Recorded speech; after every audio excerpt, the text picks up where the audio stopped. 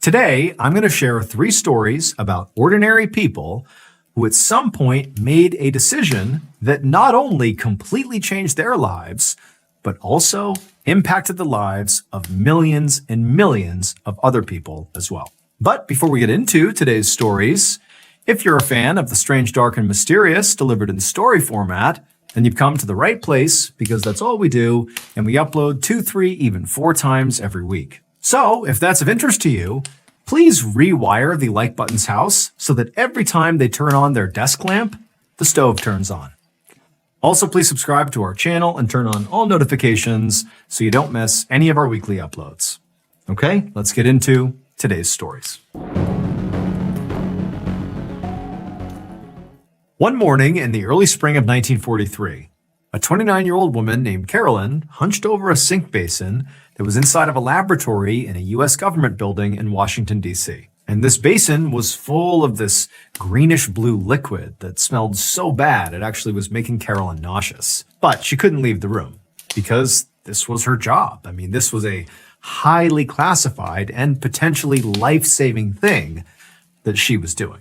And so Carolyn checked the recipe one more time on the clipboard right next to her, and then measured out 1 cup of the special type of acidic salt, and she poured it into the liquid, and she sort of plugged her nose as it began to bubble and more gross vapors began to come up into the air. So Carolyn worked for a government agency called the Office of Strategic Services, or OSS, which was a precursor to the CIA.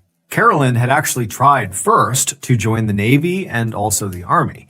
She had applied to do administrative work because at the time, women were not allowed to do anything in combat roles. However, both the Navy and the Army turned her down for a really weird reason. So at the time, these 2 branches of the military were looking for people to fill their administrative roles. Namely, they were looking for secretaries. But specifically, they were seeking secretaries who could take notes in meetings and go basically completely unnoticed. But Carolyn was sort of impossible to ignore. She was 6 foot 2 inches tall, and she had a booming voice and a huge personality. And so basically, she drew a lot of attention, and the military had known that very likely her presence would be too distracting in these meetings. And so that's why they turned her down. So when she was rejected, Carolyn had gone on to apply for work at the OSS, hoping to maybe become a spy.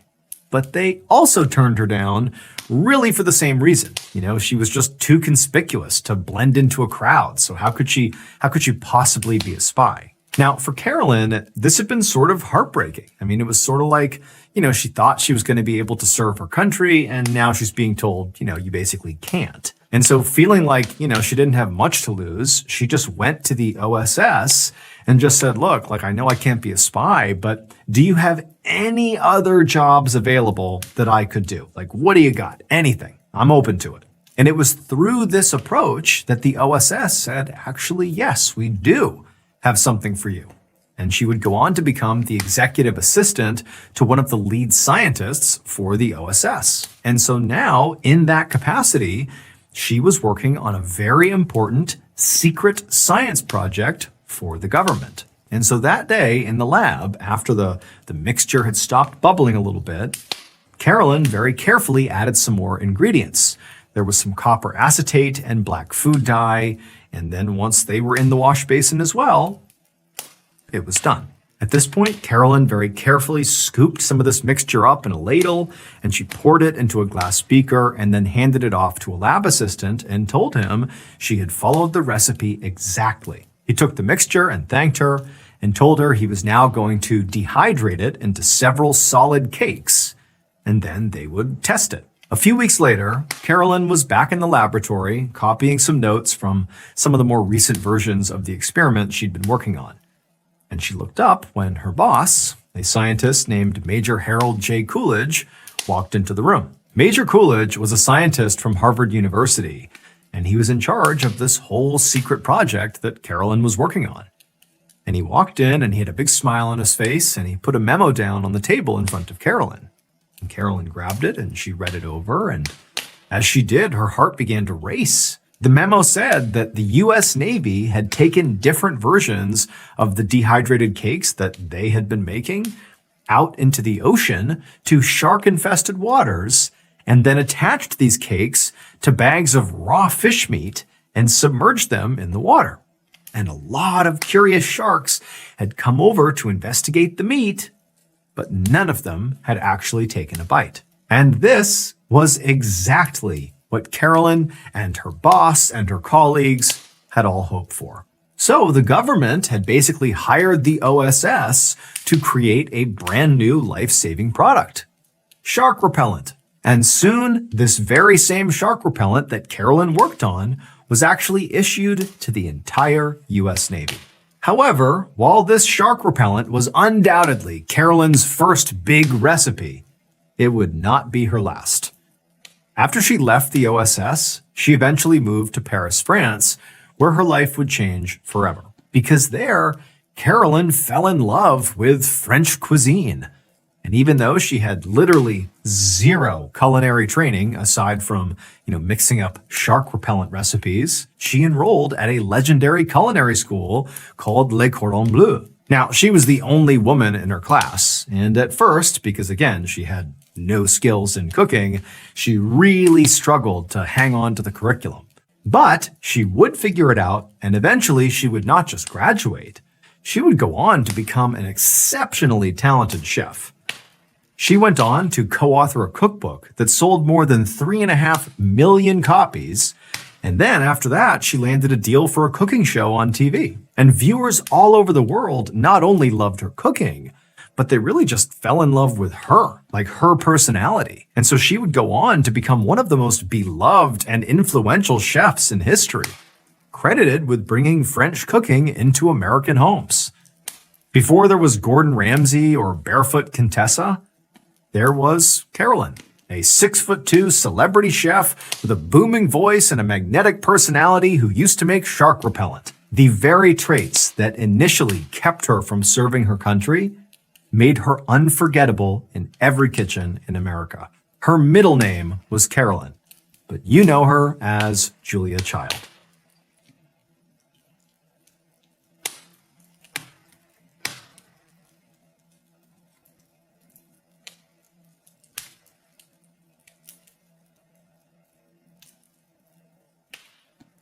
On the afternoon of June 12, 1962, an 18-year-old boy named George Jr. drove through his hometown of Modesto, California, on his way home for dinner. But as he was driving, George Jr. could not help but feel like he was really dreading actually getting there. So he and his father had been fighting a lot lately, ever since he had told his dad that he did not want to go to college, and instead he wanted to become a race car driver. And his dad thought this was a ridiculous idea and that George Jr. was wasting his potential. So George Jr. was a very smart kid. In particular, he was very good at art and photography, but he also got distracted really easily. And because of that, he really had not pursued anything all that seriously at any point in his life. That is, except for cars. A few years back, George Jr. had begun hanging around mechanic shops and sort of fell in love with cars. He thought they were fascinating. And at that point, his father actually bought him a small Italian car called a Fiat. And George Jr., after getting this car, sort of became obsessed with it, and he wound up souping up the engine and basically turned this little car into sort of like a race car. And he'd actually begun entering his little car into local car races.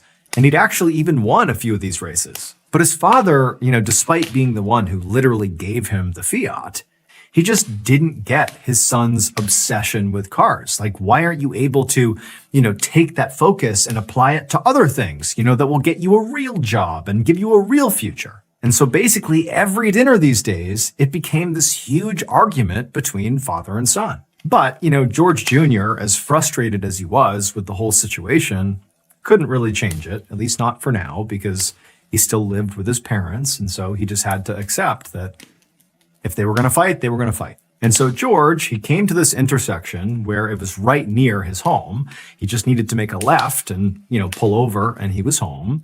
He comes to a stop, he puts on his blinker, and he begins making the turn when he hears this really loud screeching sound and then feels his own car jolt forward, and then everything went black. 2 weeks later, George Jr. was laying in a hospital bed in the intensive care unit at the local hospital, watching daytime reruns on the TV in his room.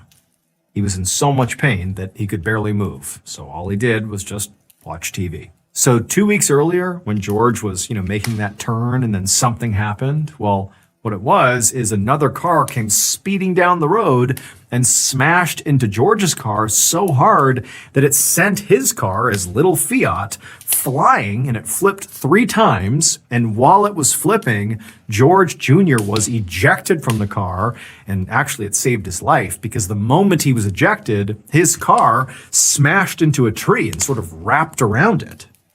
George was very badly hurt. He had multiple bone fractures, bruised lungs. He was really beaten up, but he had survived. However, the doctors told him that because of how extensive his injuries were, he would basically be recovering in bed in the hospital for months. But again, George Jr. just felt lucky to be alive at this point. And really, as he laid in bed, watching TV and just sort of stuck there, he began to think that, maybe this is my wake-up call. Maybe I do need to make some changes in my life. 2 years later, George Jr., who by this point was fully recovered from his injuries, stood at the finish line at a racetrack and raised his camera. And the race cars came whipping toward him on their last lap, and he snapped the photo finish. So since his near-death experience, George Jr. had made some big decisions.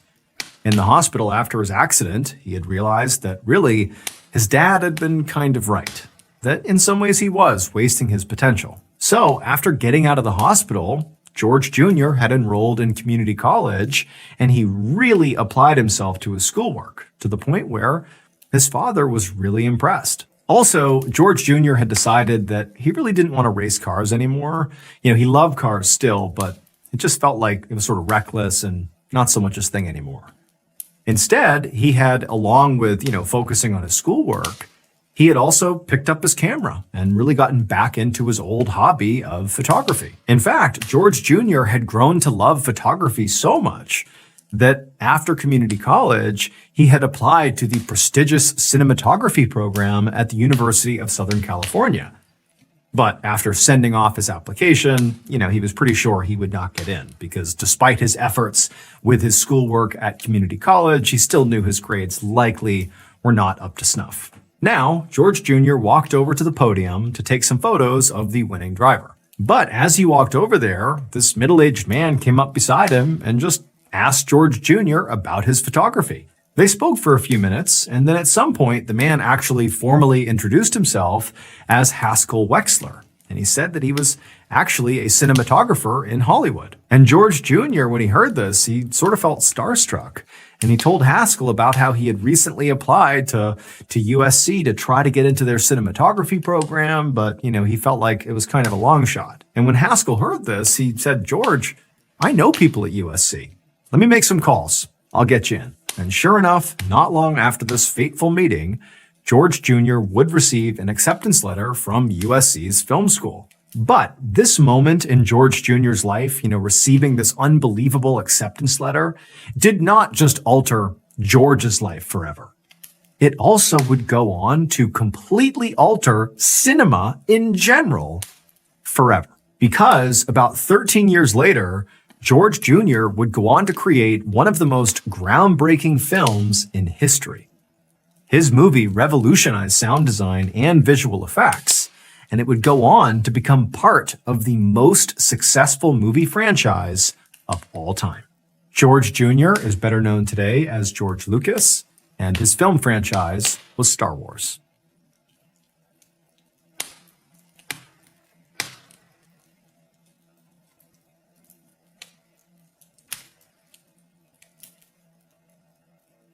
On a Sunday evening in the spring of 1938, 8-year-old Carolyn Jones hurried after her mother as they both carried platters of food down a street in Amarillo, Texas. It was Easter Sunday, and Carolyn and her mother were going to their neighbor's house to celebrate the holiday.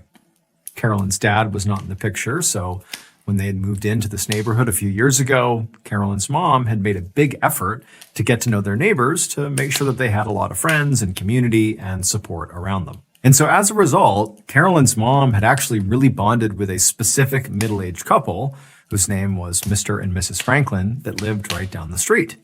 And that's whose house they were going to right now. And Carolyn was really excited because the Franklins had always been so nice to her, and this holiday dinner usually meant sweets and some fun Easter games like decorating eggs. Less than an hour later, Carolyn, her mother, and the Franklins were all sitting around the table eating some food. The grown-ups were having a very animated discussion about something very boring, and Carolyn was feeling just completely antsy.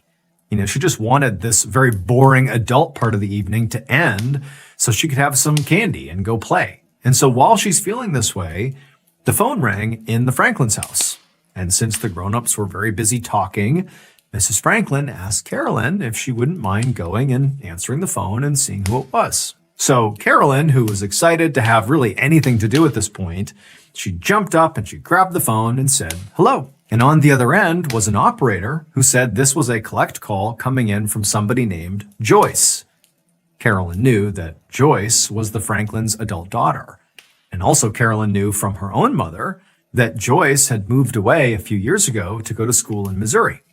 So when Carolyn heard this, she called over to the table and said there was a collect call coming in from Joyce. But when she did this, the room, which just a second ago had been, sort of noisy as the adults were chatting the whole time, the room went completely silent. Mr. and Mrs. Franklin just stared at Carolyn, and to Carolyn's surprise, they sort of looked mad. Then Mr. Franklin got up and he walked over to Carolyn and sort of aggressively took the phone out of Carolyn's hand. And then to the operator, he said, "Put the call through." Carolyn felt like she'd done something wrong, but she had no idea what. So she was just feeling totally shocked and embarrassed and just kind of stepped aside to watch Mr. Franklin as he listened to the caller speak. It would turn out that in past years at Easter dinners before this one, the Franklin's daughter, Joyce, would always make the drive home from her school in Missouri to be with her parents in Texas. And in years past, when she couldn't make the trip, she'd always been really good about calling her parents and letting them know. And that was what Joyce had been calling about that night. When her father answered the phone and Joyce was put through, she said, "Daddy, I can't get home." But this year, Joyce's call was not routine. In fact, it was like the single most shocking thing that could have happened. Because a year earlier, during last Easter, when Joyce had been literally on her way home from school to see her parents, she'd gotten in a car accident and died. No one was ever able to explain that phone call, but the experience of being the one who actually answered the phone and being there when Mr. Franklin's face went white and he fainted, like that experience for 8-year-old Carolyn was incredibly formative. In fact, in many ways, it's like her life changed in that exact moment. And from that point forward, Carolyn really went on to fully embrace the macabre in her life. And through that, she ultimately became a very famous actress and scream queen, appearing in dozens of thrillers and horror films. Her most iconic macabre role was being Morticia Addams in the original Addams Family TV series.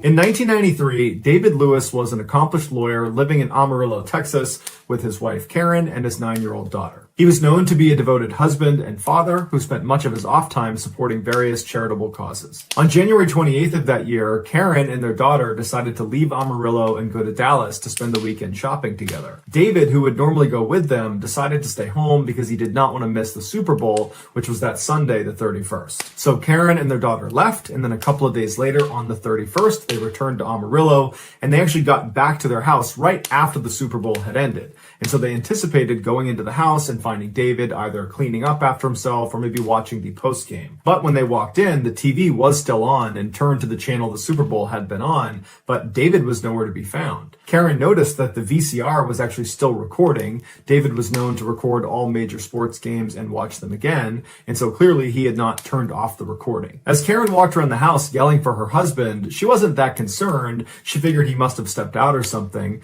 but she went into the kitchen and she opened up the fridge and she found there was a plate with 2 freshly made turkey sandwiches on it, which was a sandwich David would often make. And she thought that was pretty weird that he would have made them and then let them sit inside the fridge. And so she closed the fridge and turned around, and on the counter in the kitchen was his wedding band and his watch. And so even though there were all these kind of strange things that Karen was finding in the house, she really wasn't that concerned. There was no sign of forced entry. There was no sign the house had been burglarized. There was no sign of a struggle. And so she assumed her husband must have stepped out to watch the second half of the game at a friend's house and that he would be back later. And so Karen stayed up for a little while, but then ultimately she went to bed thinking he would be there in the morning. But the next morning when she got up, there was no sign of her husband, and so she went to the police. Within 24 hours, the police located David's abandoned car downtown near the courthouse. Under one of the car's floor mats, they located his car keys as well as his house keys. And then within the car, they found his checkbook, his credit cards, and his driver's license, all in the places they should be. They looked into his bank activity and they saw there was a recent deposit for $5,000 into his family's account. They also saw that he recently purchased 2 plane tickets. One was from Los Angeles to Dallas, and the other was from Dallas to Amarillo, but it wasn't clear if he had used either of these tickets. When Karen was told about the found car and the strange bank activity, she told police that her husband had recently told her that he actually thought he might be in danger, because he was scheduled to give a deposition in Dallas later that month in a conflict of interest case between his old law firm and a wealthy client. And David was being pressured to cover up some of the wrongdoings of his previous law firm, and he just wasn't willing to do that. He told his family that he was going to tell the truth no matter who it hurt. David understood that put a huge target on his back. While police were certainly intrigued at this new information, they didn't have any evidence to support the idea that someone was actively trying to silence David. It was just a conspiracy. And so for 11 months, they looked for new leads and new information, but nothing came out, and David never popped up. He never called home. There was no sign of him.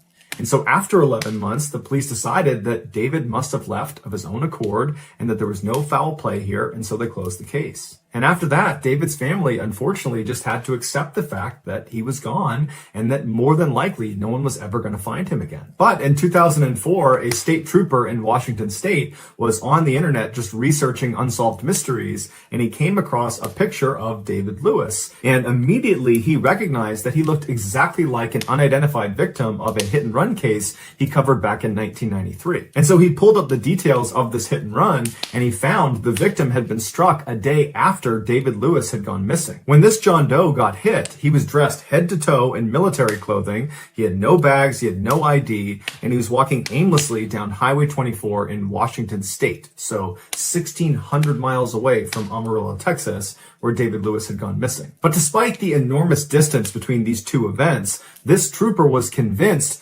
David Lewis was this John Doe. But as he's looking at the picture of David Lewis, he realizes he has glasses, and he didn't think the John Doe was wearing glasses.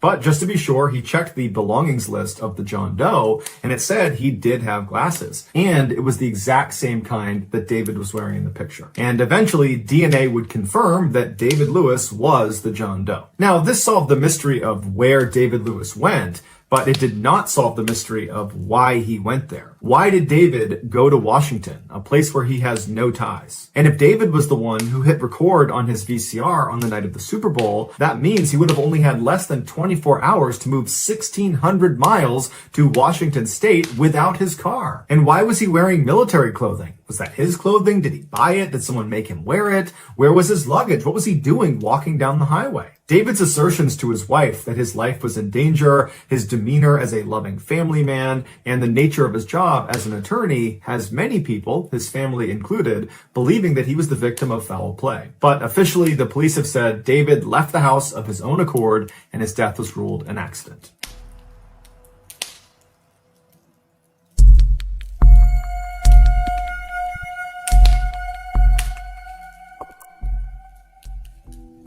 In 2000, Mary Lou Morris was a 48-year-old loan officer at a Chase Bank in Houston, Texas. On the morning of October 12th, Mary Lou said goodbye to her husband, Jay, and she headed off to work. That afternoon, Jay gave his wife a phone call, but she didn't pick up. He left her a message, and she never got back to him. This was very unlike Mary Lou, and so Jay was a little bit concerned. At 5 p.m., when he still hadn't heard from her, Jay called her back, but again, she didn't pick up. So Jay called Mary Lou's supervisor, who informed Jay that Mary Lou had actually not come to work that day, and they couldn't get in touch with her either. Jay immediately knew something was wrong, and he called the police. The police had not even begun searching for her when a call came into the station from an ATV rider that happened to be on a road about 3 miles away from Mary Lou's house. And he said he spotted a smoldering car, and it looks like there's someone in the driver's seat that's obviously deceased. Earlier that day at about 10 a.m., the fire department had gotten a call about smoke in that area, but they assumed it was a controlled burn, so they didn't investigate. When the police arrived on scene, it was impossible to tell who the person was that was sitting in the driver's seat, but they were able to find a tooth fragment, and they used that to confirm that it was in fact Mary Lou Morris. It was quickly determined that this was most likely a homicide, and her attacker had probably set this up to make it appear like it could have been self-inflicted. Gasoline had been poured all over Mary Lou and all over the vehicle. However, because of how badly damaged the car and she was, they couldn't determine a cause of death, so they weren't sure if she was deceased when she was placed in the car and it was lit on fire, or if she was in the car and the fire was the cause of death. A number of Mary Lou's valuables were still inside of the car, but her wedding ring was not on her finger. Mary Lou's family and the community at large were shocked. They just could not understand why anybody would want to target such a nice person that had no enemies. The day after Mary Lou's death, a local Houston newspaper received an anonymous call from a guy who just said Mary Lou's death was an accident. And the newspaper tried to get more information, but the person hung up and they couldn't trace the call. At the same time this drama was unfolding for Mary Lou Morris, another drama was unfolding for another Houston woman with the same name. 39-year-old Mary McGinnis Morris was a successful nurse practitioner who by and large got along with all of her coworkers with one exception. A new employee at the clinic, a male nurse named Dwayne Young, was making her feel really uncomfortable. One day when Mary McGinnis got back to her desk, she found all of her pictures of her family had been flipped onto their faces, and in the middle of her desk was a piece of paper that just said death to her. And she knew right away this had to be Dwayne, but she had no way to prove it. And so that night when she went home, she told her husband Mike about this guy Dwayne, and she said, I don't feel safe at work, can you teach me how to shoot a gun? And so he did. He taught her how to shoot a gun, and then he went out and got a pistol, and she tucked it under her driver's seat in her car just in case. On October 16th, so 4 days after Mary Lou Morris was found dead, and 3 days after that anonymous phone call to the newspaper, Mary McGinnis Morris was at a drugstore after work. And as soon as she went inside, she noticed there was this strange man on the other side of the store that was just watching her. She called her best friend Lori to tell her that there was this strange guy and wanted to know what to do. And Lori said, wait for him to leave. But the guy didn't leave. He just stayed in the store and stared at Mary. And so eventually Mary said, you know what? I'm just going to pay for my stuff and get out of here. I got to stop by the office, but I'll be home in just a few minutes. I'll be totally fine. And so Mary hangs up. She buys what she needs. She leaves the store. And then 12 minutes later, she places a frantic 911 call saying someone's trying to kill her. And this 911 call was not made public because apparently on the tape, you can actually hear her being attacked. Mary McGinnis was found later that night in her car. She was deceased. She had a single gunshot wound to the head. It was clear from her 911 call that she had been attacked, and so this was almost certainly a homicide. However, her attacker tried to stage it so it looked like it was self-inflicted. The murder weapon, which was actually her pistol that was tucked underneath her seat, had been placed next to her hand on the seat next to her. None of Mary McGinnis's valuables were stolen. However, her wedding ring was missing from her finger. After Mary McGinnis Morris's death, people began to speculate that her death and Mary Lou Morris's death were connected. Specifically, this was a professional hit gone wrong. The reasoning for this theory is there was just too many coincidences. They shared the same name, they lived in the same city, they were killed within days of each other, and both of their deaths were staged to look like they were self-inflicted. And each woman was missing their wedding ring, which apparently is a common way for professional hitmen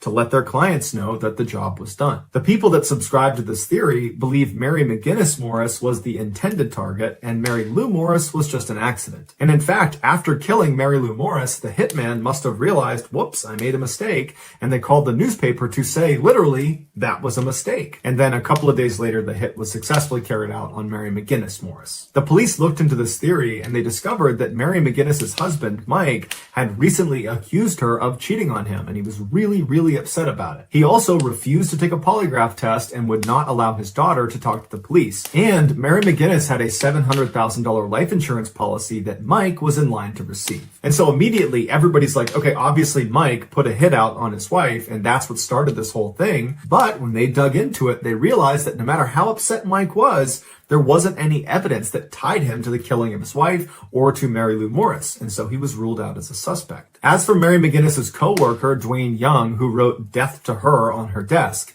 it was clear that he did not like Mary, but he was ruled out as a suspect as well. And unfortunately, that's where both of these cases go cold. To date, no one's ever been charged in either murder.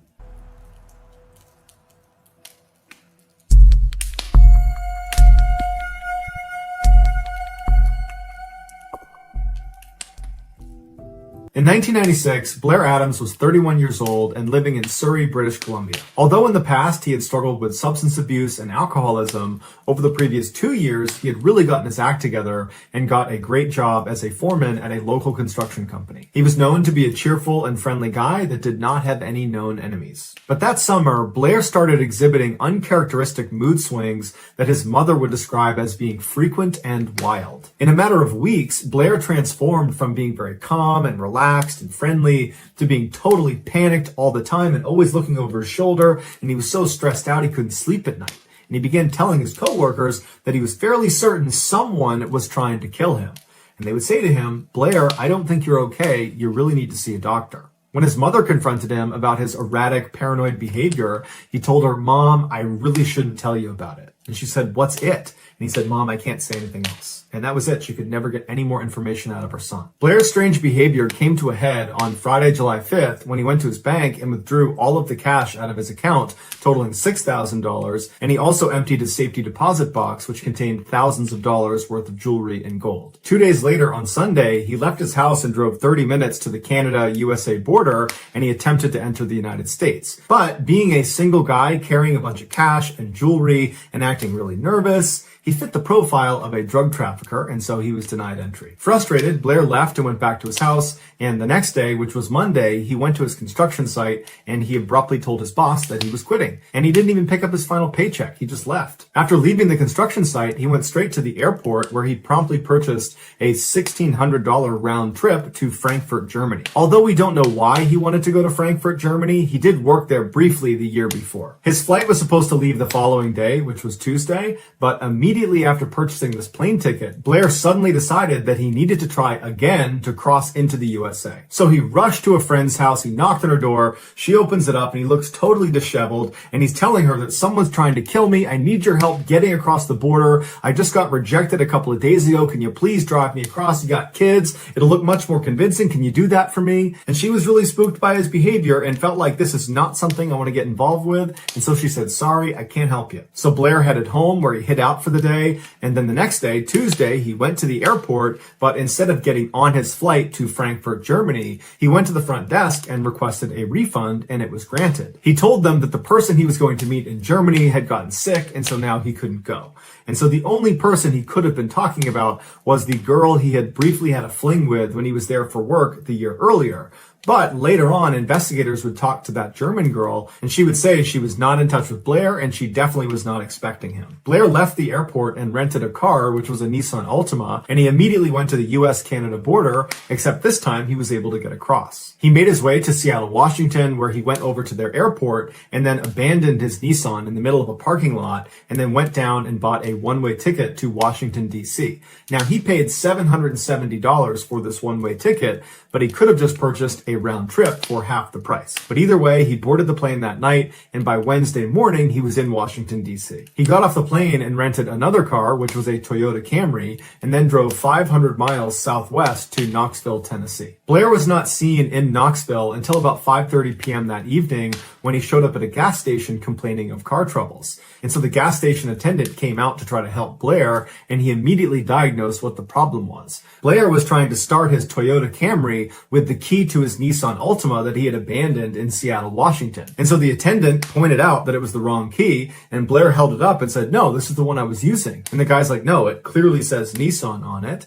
And so Blair and this gas station attendant look around the car inside and out for this missing Toyota key. Blair's reaching in his pockets. He can't find it. Blair ends up calling the rental company, but they wind up being closed. And so the gas station attendant says, "Unfortunately, we're going to have to tow your car, but I'll give you a ride to a nearby hotel." And so Blair accepted the ride. And just after 6 p.m. that night, Blair walked through the front door of the Fairfield Inn and then promptly turned around and walked out. And then walked in, and then walked out. Over and over again, 5 separate times over the course of an hour before he finally walked up to the front desk and asked for a room. The front desk attendant at the hotel said Blair was totally paranoid, constantly looking over his shoulder, and just totally on edge the entire time. And then after she gave him his room and he paid for it, he took the key, and instead of going up to his room, he just walked out again and then never came back. The following morning, 2 workers arrived at their construction site right across the street from the Fairfield Inn, and they discovered a body, and it would turn out to be Blair's. He was missing his socks, shoes, and pants, and he had scratches on his hands as well as on his face,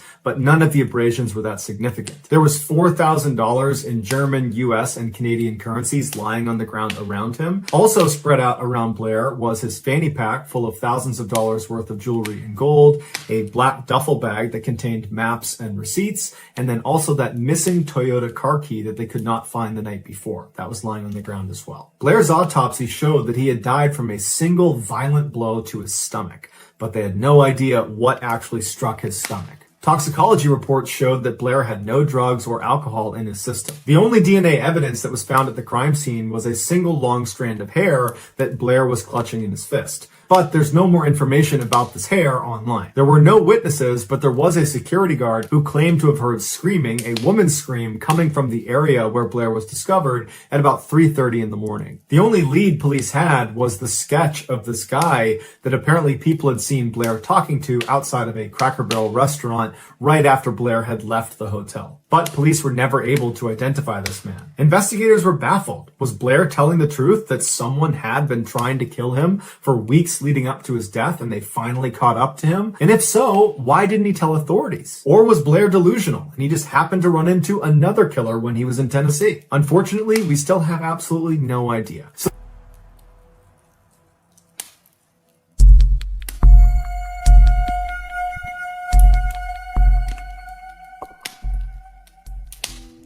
On Sunday, August 26th, 1990, a 56-year-old woman named Patricia Powell and her husband, Frank, pulled into a parking lot right outside of this beautiful 3-story apartment complex in Gainesville, Florida. Gainesville is this beautiful little town in northern Florida that is home to the massive University of Florida, which is known for their big-time football team and their big-time college party scene. Patricia and Frank's daughter, 17-year-old Christine, was going to be a freshman that year at the University of Florida. And apparently she had been so excited after getting her acceptance letter that her dad, Frank, had gone out and got a gold necklace for her that had the school's mascot, an alligator, dangling from it. And Christine wore it all the time. 2 days earlier, Christine and her new roommate, 18-year-old Sonia Larson, the two had actually met over the summer when they took some summer classes together. They had actually already come to Gainesville and they had moved in to this white apartment complex that Patricia and Frank were now parked outside of. And after unpacking some of their things in their apartment,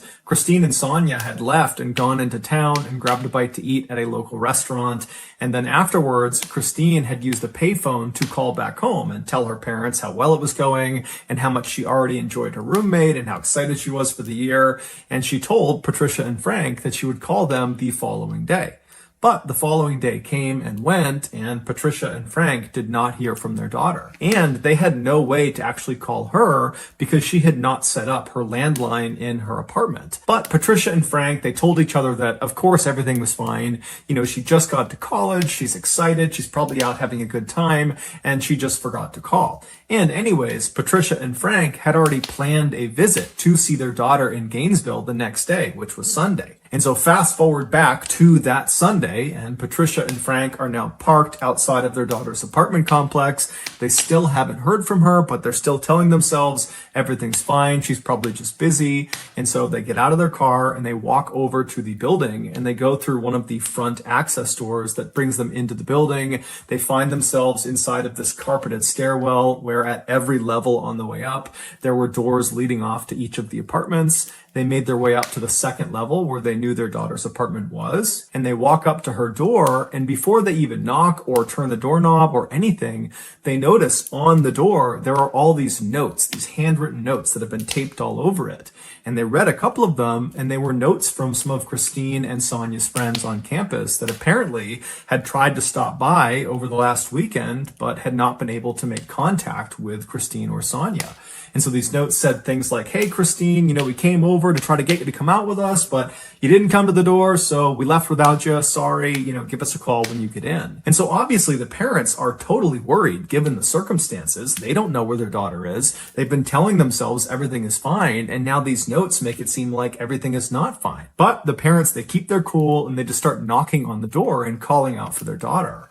But there's no answer. And so Patricia and Frank, they start to panic at this point and they leave the carpeted stairwell. They go outside and they find a maintenance worker that works for this building. And they explain their situation with their daughter and how they can't get in touch with her. And can he please let them in to make sure she's okay? The maintenance worker said he couldn't without speaking to his manager.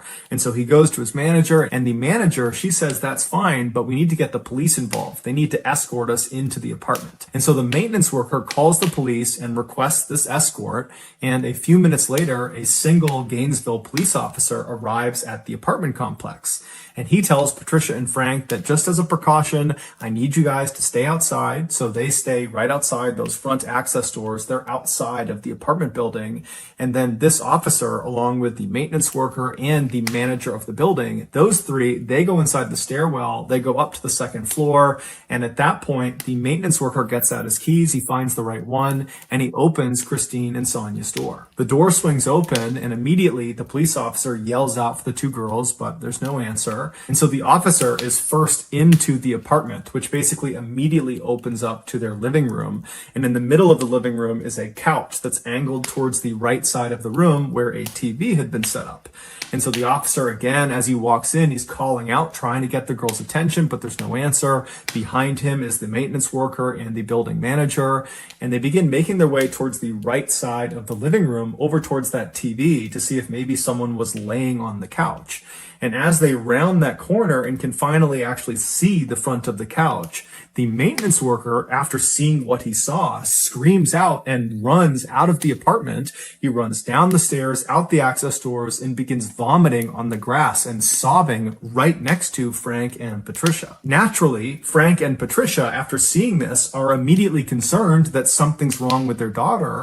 And so they run inside, they go up the stairs, and they start running into the apartment. And the police officer and the building manager, they try to stop them from getting in, but there was nothing stopping them. They managed to push past those two. They get into the living room and they're calling out for their daughter. And eventually they make their way over to the side of the couch and they see their daughter, Christine. She is lying on the ground in front of the couch. She's on her back. She has no clothes on and she's been stabbed to death. And whoever has killed her has positioned her in this very suggestive, sexual, lewd position, as if they were trying to demean her as much as possible and shock whoever found her. And so after these totally devastated and wrecked parents are escorted out of the apartment, this one police officer, he continues searching the apartment. And so he searches the rest of the first floor. There's no sign of Sonia. He goes upstairs and he finds Sonia. She's laying on her bed. She also has no clothes on. She's been stabbed to death and she's positioned on the side of the bed in a sort of suggestive, lewd position, much like Christine downstairs. It would later be determined that Christine had been sexually assaulted, but Sonia had not been. The officer at this point leaves the apartment. He goes outside. He walks past the grieving parents who are being consoled by by the building manager and the maintenance worker, and the officer goes over to his car and he uses his radio to call in for backup. A forensics team comes out to the apartment and they begin processing the scene, and right away they discover on the outside of the door frame of the door leading into the apartment, there were markings on the edge that looked like someone had used a screwdriver or some similar instrument to pop open the door. They also found there was a towel and some soap that was lying on the ground near Christine's body and near the couch that had apparently been used to both clean Christine's body and also clean some other parts of the apartment. And so they believe this was done to try to intentionally destroy evidence, suggesting the killer or killers were somewhat sophisticated. They also discovered there was some residue on Christine's wrists that indicated at some point her hands had been bound by duct tape. But when she was found, her hands were not bound and there was no duct tape from her wrists. And so whoever had done this had at some point removed the duct tape and taken it away. And so investigators believed that the killer or killers had used the duct tape to immobilize Christine for the attack. And then after she was deceased, they had removed that tape in order to be able to get her arms up over her head, which seemed to increase the shock value of this lewd position they had put her in. Based on what they saw inside of this apartment, the police were convinced they were up against a group of killers or a killer that had targeted these two girls, that this was not some random attack, that this was calculated, this was on purpose, and if they didn't get caught, they were going to strike again. And so even though the police really didn't have any leads to operate on, they just had this crime scene and they were looking for maybe someone with duct tape and a knife and a screwdriver. I mean, that was really about it at this point. And so even though they have virtually nothing, because there were thousands and thousands of young people flooding Gainesville for the start of the new school year at the University of Florida, literally the following day, Monday, classes were starting. Because of all these young people in town, the police felt it was very important that they got the media to put out a bulletin to all these people in town that there was potentially a killer or killers on the loose. And so that night, Sunday evening, this news bulletin goes out and it basically just told residents of Gainesville to stay indoors and stay in groups. And if you needed to go outside, travel in groups, and just overall stay vigilant until we figure out who did this. 12 hours before Christine Powell and Sonia Larson were discovered, an 18-year-old Gainesville woman named Krista Hoyt did not show up for work. Krista was a student at Santa Fe Community College, which was right down the road from the University of Florida. That year, she was planning to transfer to the University of Florida, and then after graduation, she wanted to pursue a career in forensics with the FBI. And so given her interest in law enforcement, while she was a student, she had gotten a part-time job working in the records department of the sheriff's office. And apparently, at this sheriff's office, she was famous for always coming to work, no matter what, including the time that she got her wisdom teeth removed, and then an hour after coming home, she showed up for work. And so on this Saturday night, when Krista was supposed to be showing up for work, and she didn't call ahead, and no one could get in touch with her on her landline, everybody at the sheriff's office was really concerned. And so they waited around for about an hour, hoping that she might just show up with some story about why she was late. But she never showed up. She didn't call. They still couldn't get in touch with her. And so in the very early hours of Sunday morning, the sheriff's office called the Gainesville police and asked them to do a welfare check on Krista. And so 2 police officers from the Gainesville Police Department, they show up at the apartment belonging to Krista Hoyt. Krista lived alone, and she lived about 2 miles away from Christine Powell and Sonia Larson. And so these 2 officers, they get there and they walk up to the front door and they knock, but there's no answer. And they try the doorknob, it's locked. And so one of the officers walks around to the back of this apartment and he sees there's a glass sliding door. And so he knocks on the glass sliding door. There's no answer. He tries the door. It's locked. And then he notices the drape that's inside the apartment that's covering up this sliding glass door.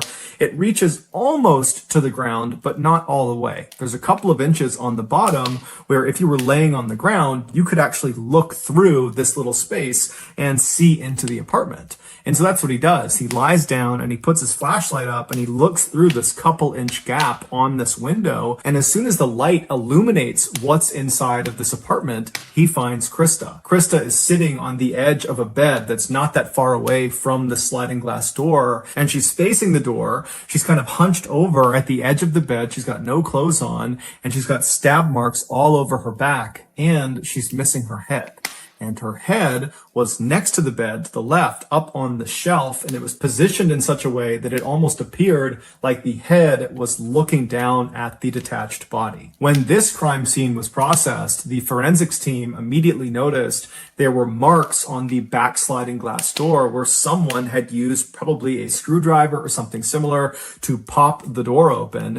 And then they also found residue of duct tape on Krista's wrists, but the duct tape was gone. She was found with her hands not bound. It would later be determined that Krista had been sexually assaulted before she had been murdered. The obvious similarities between Krista's crime scene and Christine and Sonia's crime scene were initially only recognized by Gainesville police because much of the information about the two crime scenes was not public. But that night, Sunday evening, when the police went to the media and asked them to put out that bulletin to all Gainesville residents to say that there could be a killer or killers on the loose, it didn't take long for residents of Gainesville and news anchors to begin speculating that you have these two murders that have happened really close together physically. They're less than 2 miles apart, and they've probably occurred within the last 24, 48 hours. So they've happened in rapid succession. They're both unsolved. And so even without intimate details of the crime scene, it wasn't hard to say, I think these two are probably connected. And so that night, Sunday evening, Gainesville really went into a state of panic. And within hours of this news, you had stores all over Gainesville that had sold out their deadbolts and locks, their mace, their stun guns, their baseball bats, their actual guns, their knives. I mean, people were really trying to arm themselves to protect themselves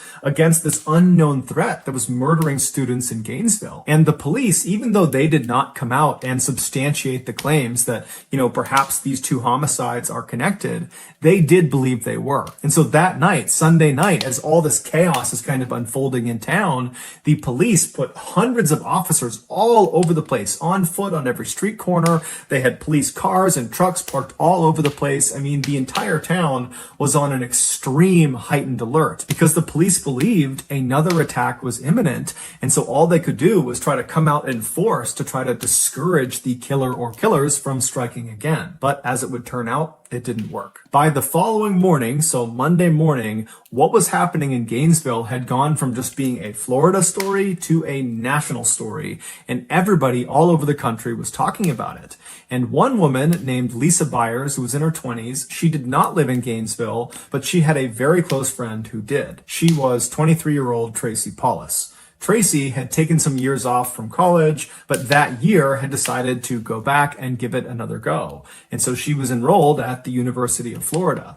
And so Lisa called Tracy and said, hey, I'm watching the news. This is crazy what's happening in your town. How are you holding up? And Tracy would tell her that, I'm just as concerned as everybody else. It's terrifying to think there are killer or killers on the loose, but I think I'm okay because I have my roommate. Tracy's roommate was 23-year-old Manny Taboda, who was this big, strong former football player who was very close with Tracy. The two had never dated, but they had been very good friends for a number of years. And he too had taken some time off of school and had agreed to go back because Tracy had convinced him, come back, get your degree with me, and we'll live together. And so when the news broke about these killings happening in their town, Manny had told Tracy that he would protect her, that nothing would happen to her. And so when Lisa heard this from Tracy, that she thought that she was okay because she has Manny and, he'll look after her, and they were not planning to really leave the apartment much besides classes, Lisa was reassured, but she was still worried. And so she told Tracy, please give me a call this evening after you come back from classes just to let me know that everything is okay. And so Tracy said she would, and then they hung up. And then that evening, Tracy did not call Lisa back. And so Lisa tried calling Tracy, but no one picked up. And so that night, Lisa went to bed. She was very worried, but she went to sleep. And then early the next morning, which was Tuesday morning, she tried calling Tracy again, but there was no answer. And so Lisa reached out to a mutual friend of theirs that lived in the same apartment complex in Gainesville. His name was Tommy. And so she asked Tommy, can you please go over to Tracy's apartment and make sure she and Manny are okay? And so Tommy said, no problem. I'll give you a call from Tracy's landline once I talk to her. And so about 5 minutes later, Tracy got a call. She picked it up, and it was Tommy calling from Tracy's landline, and he was just screaming. When the police arrived at Tracy's apartment, they found Tracy in her bedroom, and like the other victims, she had no clothes on. She was positioned on the side of the bed in a very suggestive, lewd position. She had been stabbed to death, and it would turn out she had been sexually assaulted. And then down the hall from Tracy, they found Manny. He was in his bed, and he too had been stabbed to death, except he had his clothes on, and he was not positioned in a suggestive position. He had kind of died wherever he was, and that was the position they found him in. The forensics team, when they processed the scene, they found markings on the outside of the back sliding door where it looked like someone had used a screwdriver to pop open the door, and then on Tracy's wrists, they found that residue from duct tape, but there was no duct tape. It had been removed. At this point, to the police, it was undeniable that they were up against a serial killer or killers. And when the news broke that there was now a fourth and fifth victim, and they were both college students, and one of them was now this big strapping man that apparently was taken down just as easily as these other four petite women, this threw Gainesville into an absolute state of pandemonium. Suddenly, it felt like no one could protect them. The people in Gainesville, they were fair game. It didn't matter that police were out in force in the streets, and you had people walking around with guns and baseball bats and mace, and you had people locking their doors and sleeping in groups. It was like no measures were actually stopping these killings from happening. Whoever was doing it was killing with impunity. And so that day, Tuesday, you had hundreds and hundreds of students from the University of Florida just leaving the school who just didn't come back. And as for the police, they called in the FBI and the National Guard. And so by that night, Tuesday night, there were literally hundreds of officers and state police officers all over the place. There were helicopters overhead, both police helicopters and news helicopters with spotlights. They had National Guard military-style trucks all over the place. And so Gainesville was really at the highest alert you could possibly be on. But even still, the people of Gainesville, they were not going to feel safe until the police made an arrest. And the next day, just 24 hours after Tracy and Manny had been found, the police did just that. After receiving dozens and dozens of tips about one particular individual, they were able to arrest 19-year-old Ed Humphreys, who was a freshman at the University of Florida. They arrested him for domestic abuse because he had actually struck his grandmother in the face. And so they pick him up for domestic abuse, but they set his bail at a whopping $1 million, which is way higher than you would normally expect for a domestic abuse charge. But this was a unique circumstance where he was being arrested for one thing, but really he was being looked at as the suspect of these 5 homicides. And so the police really needed him to stay behind bars. And this massive bail, that did that. He had no way to pay it. And so while Ed was behind bars, the police began investigating him, and they found there was a lot of reasons to believe he was the serial killer. He had shown he was willing to be violent because, after all, he punched his grandmother in the face. And people that knew him said he was totally mentally unstable and that he hated women and that he would walk around with a knife on his belt basically all the time. And at night, he was known to walk around the forests of Gainesville. There were these very thick forests that kind of butted up against the University of Florida. And he would walk through the forest at night, which put him very close to the different apartment buildings where all the victims were found. And on top of all that, Ed Humphreys just looked like what you would imagine a serial killer would look like. He had all these deep scars all over his face, and his eyes looked totally hollow, like he was permanently on drugs. And he was seen smiling at the cameras when he was led in and out of the courtroom. And to make him even more suspicious, as soon as he was arrested, the attack stopped. There were no more slayings in Gainesville. And so naturally, the country believed Ed was the guy. Basically, everyone thought Ed was the guy. But it came back that his blood type was type A, and the killer or killer's blood type, the blood that had been found at the various crime scenes, was type B.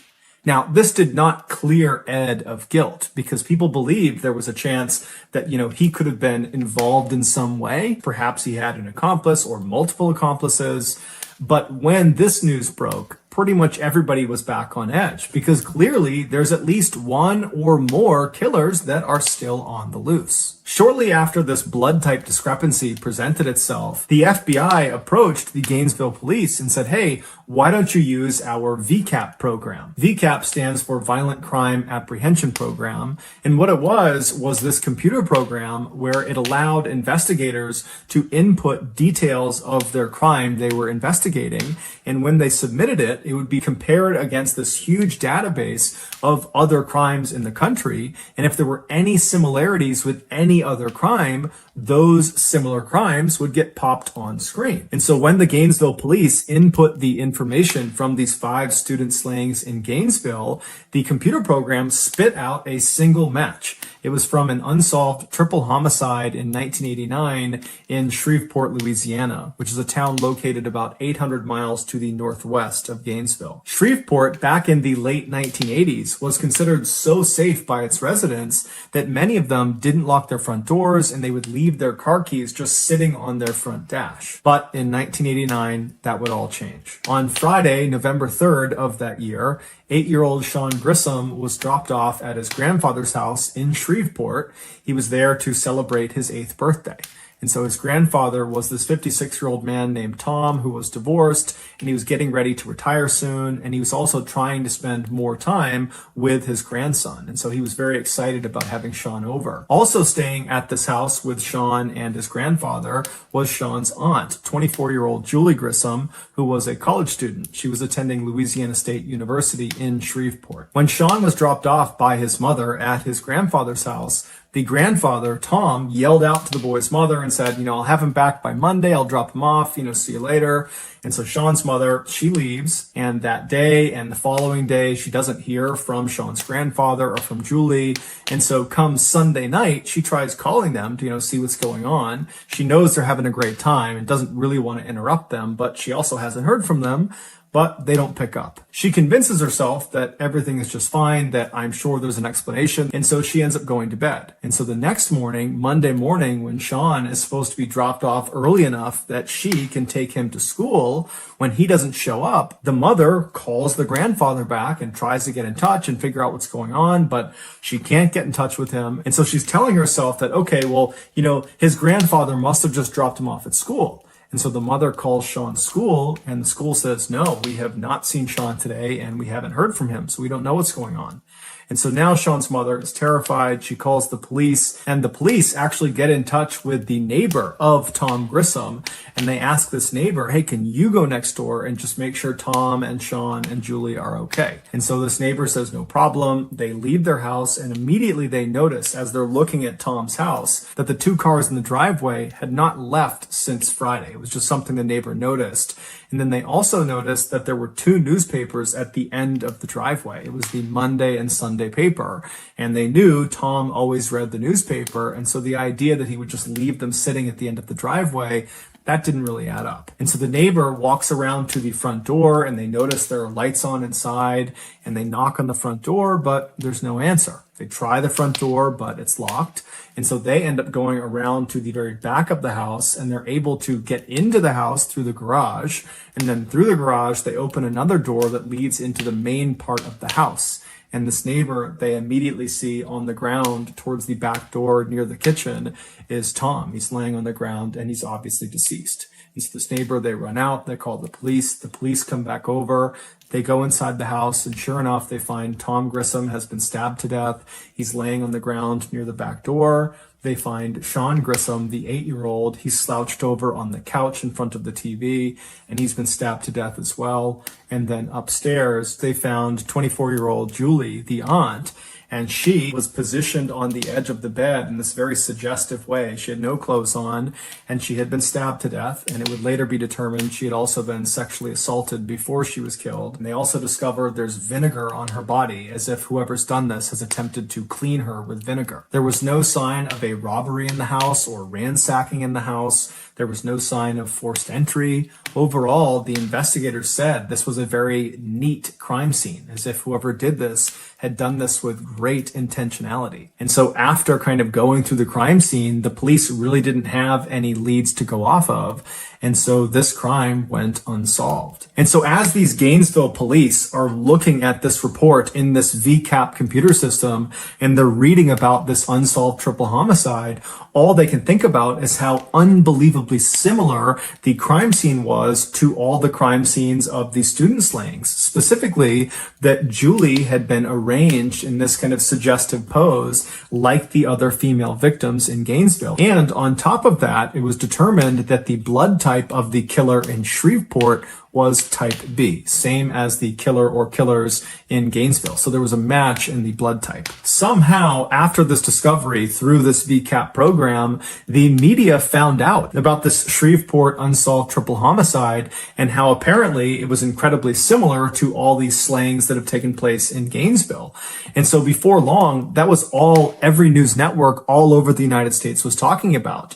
And at first, the police in Gainesville and anybody involved in this investigation was very upset about this because one, they probably had a leak that someone was giving information to the press, but two, the press was kind of jeopardizing their investigation because by having these details leaked, the killer or killers could potentially benefit from kind of knowing what the police were thinking about and what they were up to. But as it would turn out, this particular leak would prove to be quite fruitful. Shortly after this news about the Shreveport killing and the student slayings was all over the news, this woman named Cindy, who lived in Shreveport, she called the police after watching all the news like everybody else and told the police they really ought to look at this guy, Danny Rawling. Danny Rawling was this 37-year-old drifter who was in Shreveport at the time of the Grissom family murders in 1989.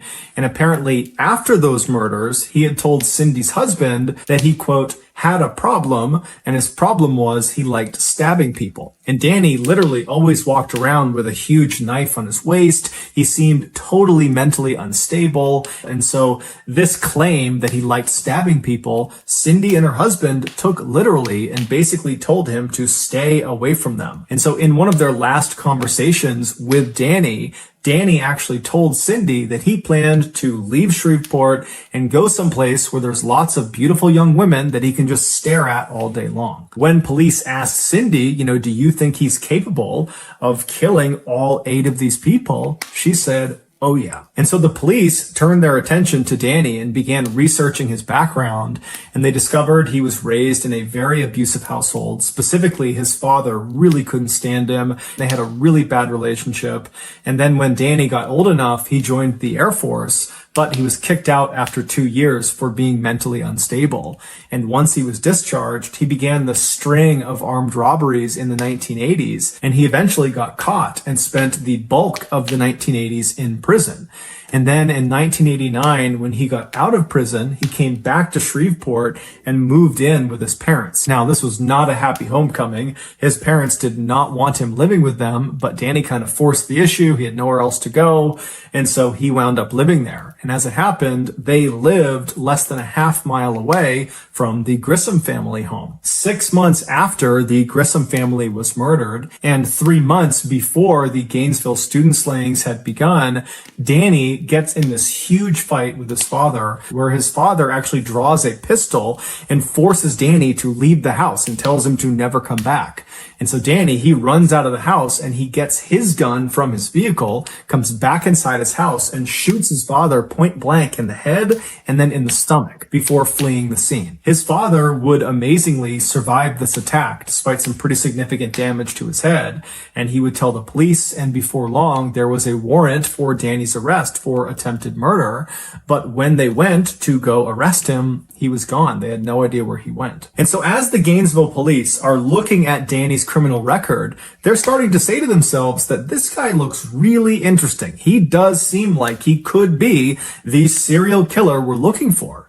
And so as they continue to dig deeper and deeper, one of the Gainesville police officers suddenly thinks of something. There was this unsolved armed robbery of this bank in Gainesville that happened the same week where all 5 of the students had been killed. A lone masked gunman walked into this bank in broad daylight and demanded money from the teller, and the teller, who thought on their feet, gave him the cash, but it was the type that was booby-trapped with dye packets, meaning if this robber tried to tamper with the money at all, it would detonate, sending dye all over them and kind of making it obvious that this money had been stolen. But the robber doesn't see this. He takes the bag of cash, he leaves the bank, and manages to flee and go into the forest before the police show up.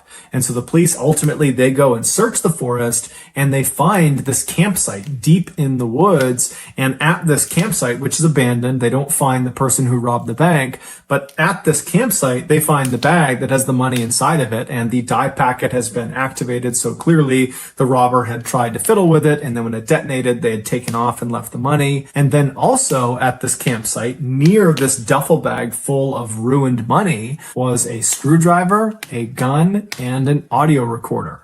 Now, at the time, the police that were seeing this, they were part of this huge effort in Gainesville to stop any more attacks on students and catch the killer or killers. That was all they were thinking about. And so when they didn't immediately catch this robber, they kind of said, you know what? This is a lower priority item than what we're dealing with this loose serial killer or killers. And so let's just round up the evidence, put it in storage, and somebody else can deal with this after we handle this killer situation. And so no one listened to the audio recording. They just put it in evidence. They grabbed everything else, put it in evidence, and they threw it in the storage room. And so now this Gainesville police officer that's just remembered this unsolved armed robbery, he says to the group that's investigating Danny, he says, hey, since Danny has a penchant for armed robbery, clearly he has a rap sheet full of armed robberies. Maybe if he was the serial killer and he killed all these students, that would have meant he was in Gainesville. And so maybe he committed this armed robbery. And so we should go look at the evidence and listen to that tape. And so the officers, they practically run to the storage locker. They get the evidence from this unsolved armed robbery. They come back and they hit play on this audio recorder. And what they hear is unbelievable. They hear on this recording a man singing a song. It's clearly a song he wrote. And he's singing about being a, quote, mystery killer. And then it kind of segues into him talking about how to effectively kill a deer with a knife, to be really effective with a knife. And he's getting into really graphic detail of how to do that. And then, somewhat unbelievably, on this audio recording, the man identifies himself. He says his name is Danny Rawling. And so this audio recording was huge. It meant Danny Rawling, the guy they're looking at as potentially being the serial killer, was definitely in Gainesville, in the woods near the University of Florida, the same time frame that all of the victims were killed. Also, the screwdriver that had been found at this campsite matched the markings that had been made along the outside of some of the door frames of the victims' homes. They also went into Danny's military records, and it showed he had a blood type of B. So his blood type matched the blood type that had been found in all of the victims' homes. And so just like that, Danny became the number one suspect. And when they went to figure out where he was, amazingly, they found he was already in custody. He was being held in a jail cell 40 miles south of Gainesville for another armed robbery. And so immediately, Danny was charged in the murders of the 5 Gainesville students. They couldn't charge him for the 3 Shreveport murders because they just didn't have enough evidence. And then after that, Danny was transferred to Florida's maximum security prison to await trial. Initially, Danny said he was innocent, he had nothing to do with the murders, but then almost 4 years later, when his trial was finally starting on the first day of his trial, he surprised everyone in the court when he stood up and said, I'm going to change my plea. I'm guilty on all 5 counts. I did kill all 5 students. He would tell the court the reason he did this is he wanted to be a superstar like the notorious serial killer Ted Bundy, who he looked up to. Danny would also, at another date, confess to killing the 3 Grissom family members in Shreveport. Because of Danny's detailed confessions, we now know all the terrifying details of what actually happened when he killed all 8 of his victims. Back on Friday, November 3rd, 1989, Danny was fired from his job as a waiter at a local restaurant in Shreveport. And so he was frustrated, he was angry, and he was kind of walking around his neighborhood when he decided the way he would kind of channel his frustration was he would go kill some people. And so he was armed with his K-bar knife, which he always carried with him. And he found himself standing in front of this little house, and he saw some people moving around inside. And he looked around. There wasn't anyone watching him. And so he just walked up to the front door. He tried the handle, and it was unlocked. And so before he opened the door, he made sure his knife was in hand. He opened the door, walked right in, and he saw Sean, the 8-year-old, sitting on the couch watching TV. And without any hesitation, he walked up behind him and stabbed him through the back, killing him almost instantly. And then Danny walked into the kitchen where he found Tom, the grandfather, who was making steaks out on the back grill. And so he was going back and forth between the kitchen and the grill, kind of getting ready for dinner. And at some point, when Tom came back into the house and was holding steaks in his hand, Danny leapt out and stabbed him. And even though Tom put up a fight, he was very quickly subdued as well. And then after that, Danny made his way upstairs where Julie was, that was Sean's aunt, and she was getting ready for a wedding she was going to attend that night for one of her friends. And so she had just gotten out of her shower and she was getting ready to put on this red dress she had picked out. And Danny walked into her room and she most likely saw him, at which point Danny would have told her what he had just done to her loved ones downstairs. And he threatened her with the knife and said, if you don't listen to me, I'm going to do the same thing to you. And because she was terrified, she listened to him. And so he immobilized her, and then he sexually assaulted her, and then he stabbed her to death. Afterwards, he cuts the tape off of her wrists and puts the tape in his pocket. And then he lays her out on her back on her bed. And then he goes downstairs and gets some vinegar and uses the vinegar to attempt to clean her body, to destroy any evidence he might have left behind. And then after cleaning her, he kind of puts her in that lewd, suggestive pose with her hands up over her head and her legs spread.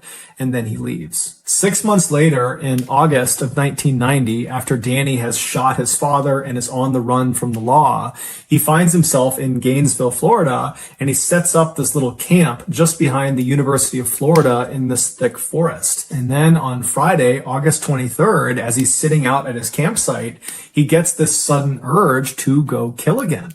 And so he waits for it to get dark out, and then he gets out his audio recorder and he records himself alluding to this murder he is about to go perpetrate. Sign off for a little bit. I got something I gotta do. Then, armed with a pistol, a screwdriver, and his K-bar knife, he left his campsite and walked in the darkness in the forest about a mile away until he was looking from inside the forest out towards this 3-story white apartment building. And it's believed that within the last 24 hours, he had been in that area and he had seen 2 young girls go in and out of this apartment building. And that was all he needed to determine who his victims were going to be. And so those victims were Christine Powell and Sonia Larson. And so when he was standing in front of their apartment building, he eventually strode out of the forest. He walked up to that access door that led him into that stairwell. He made his way up to the door of Christine and Sonia, and he used his screwdriver to pop the door open. He went inside and shut the door behind him and walked into the living room, and he found Christine was sleeping on the couch. And so he left her be. He didn't touch her. He went upstairs and he found Sonia sleeping on her bed. And so as he's standing there, realizing that he has these 2 girls, he needs to make a decision about which one he's going to kill first and which one he's going to sexually assault. And so as he's standing there looking over Sonia's bed, he decides he's going to kill Sonia and then he's going to sexually assault Christine. And so very casually, he walks into Sonia's room. She's fast asleep. She's on her back, and he pulls out a piece of duct tape, and he gets the duct tape in one hand and he pulls his knife out in the other, and he presses the duct tape over her mouth, which wakes her up. And then he drives the knife into her chest. And so Sonia would put up a pretty incredible fight, but ultimately she would succumb to her injuries. And then after she was dead, Danny just left her where she was, and he went downstairs and he found Christine was still asleep on the couch. She had not woken up from the commotion upstairs. And so he walked right in front of her, and standing over her with his knife, he kind of nudged her awake. And when she woke up, he had a piece of tape, he put it over her mouth, and he told her to be quiet and held up the knife and told her that I just killed your roommate, and if you don't listen to what I'm going to say, I'm going to kill you too. And so naturally, she complied to what he wanted. And so she let her wrists be tied. And then at that point, he cut her clothes off. He sexually assaulted her, and then he stabbed her to death. And so after she was dead on the ground, he went and got that towel and that soap, and he began cleaning Christine's body to try to remove any evidence he might have left behind. And then he cut the duct tape off of her wrist and removed the duct tape from her mouth and put those in his pocket. And then he positioned her in that kind of lewd, suggestive position that she was found in. And then Danny went back upstairs and cut the clothes off of Sonia and then positioned her on the side of the bed in a suggestive position as well. And then Danny leaves the apartment. So he goes back into the woods. He walks in the wood line back to his campsite. But when he got there, he was just too jacked up. He was too excited from what he had just done that he just couldn't control himself. All he wanted to do was go out and kill again. And so he managed to sit at his campsite for a total of 8 hours before he couldn't help it any longer. He had to go back out and find another victim. And so his next victim, he decided, would be this woman he just happened to see a couple of days ago. He was walking down the road near this row of apartments near the school, and he looked into one of them, and he just saw there was this girl in this apartment, and he just thought for a second, I bet she lives alone there. But that was the entire interaction. He didn't know this person. He was just kind of guessing that she might be alone in there. And so here he is in the forest after killing these two teens. And he's like, okay, I'm going to go back to that apartment because I think that woman is alone. And that woman would be Krista Hoyt. And so in the early morning hours of Saturday, August 24th, Danny leaves his campsite with his screwdriver, his gun, and his K-bar knife, and he walks about a half mile away from his campsite until he's still in the woods, but he's looking out at the back of Krista's apartment. And then at some point, he walks out of the forest. He walks right up over her fence and gets up to her back sliding door. He uses a screwdriver to pop the sliding door open. He slides it open. He steps inside, and he finds out that Krista is actually not in her apartment. There's no one in her apartment. But instead of leaving and finding another victim, he decides he'll just wait for Krista. And so he shuts the sliding back door, and he goes into her bedroom closet and shuts the closet and then just waits. And he stays in her closet for several hours until around 11 a.m. that morning. Krista comes home, and when she was in the house, he waited a little bit longer to make sure she didn't know he was there. And then at some point, he kind of slipped out of the closet, snuck up behind her, and put her in a chokehold. Now, at first, Krista tried to fight back, but eventually she realized she could not overpower whoever this was. And at that point, she said, okay, what do you want?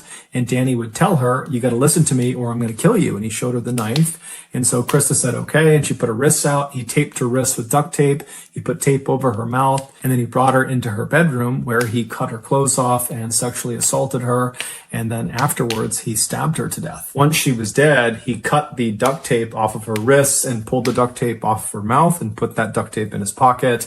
And then he positioned her body on the bed in a suggestive position before he left. When he got back to his campsite, he realized he had accidentally left his wallet in Krista's apartment. And so, calm as can be, he walked back through the forest, right back into Krista's apartment. He found his wallet, and he was about to leave when he thought to himself, well, wait a minute, I should mutilate her body. And so he pulled Krista's body off of the bed, and using his knife, he decapitated her. He put her head up on the shelf next to the bed, and then he repositioned her body on the edge of the bed, making it seem like she was kind of hunched over, looking out the back door.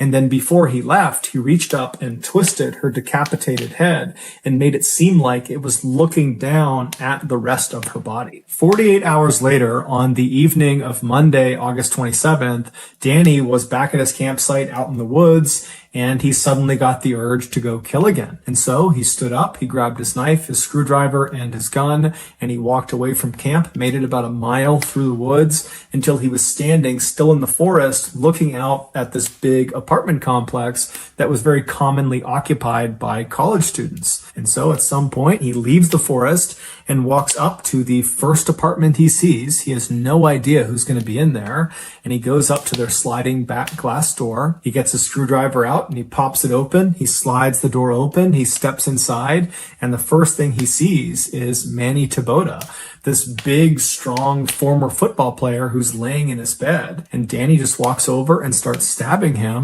and Manny wakes up and puts up one heck of a fight, but ultimately Danny is able to overpower him and kills him. While Danny was stabbing Manny, the other resident inside of this apartment, 23-year-old Tracy Paulus, she was in the shower, and so she gets out of the shower and she hears all this commotion down the hall, and so she steps into the hall and she looks into Manny's room and she sees Danny on top of him, stabbing him.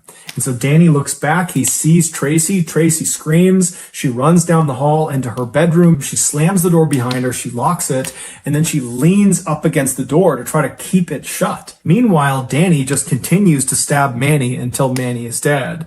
And then Danny stands up and he just walks down the hall, calm as can be. He gets to the bedroom door where he knows Tracy is. She's trapped, she can't go anywhere, and he begins to smash the door down. He's ramming it with his shoulder, he's kicking it over and over again, and Tracy's screaming for him to stop, but eventually he manages to just kick the door down, and as soon as he's inside the room, Tracy kind of stands back, and she says to Danny, "Are you the one?" And Danny looks at her and says, "Yes, I am the one." And then he threatened her with the knife and said, "I'll kill you just like the guy down the hall unless you listen to me."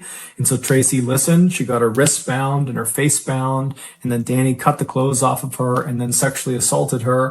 And then he stabbed her to death. And then after she was dead, he cut the duct tape off of her wrists and removed the duct tape from her mouth and then positioned her body in a suggestive sexual position on the edge of the bed.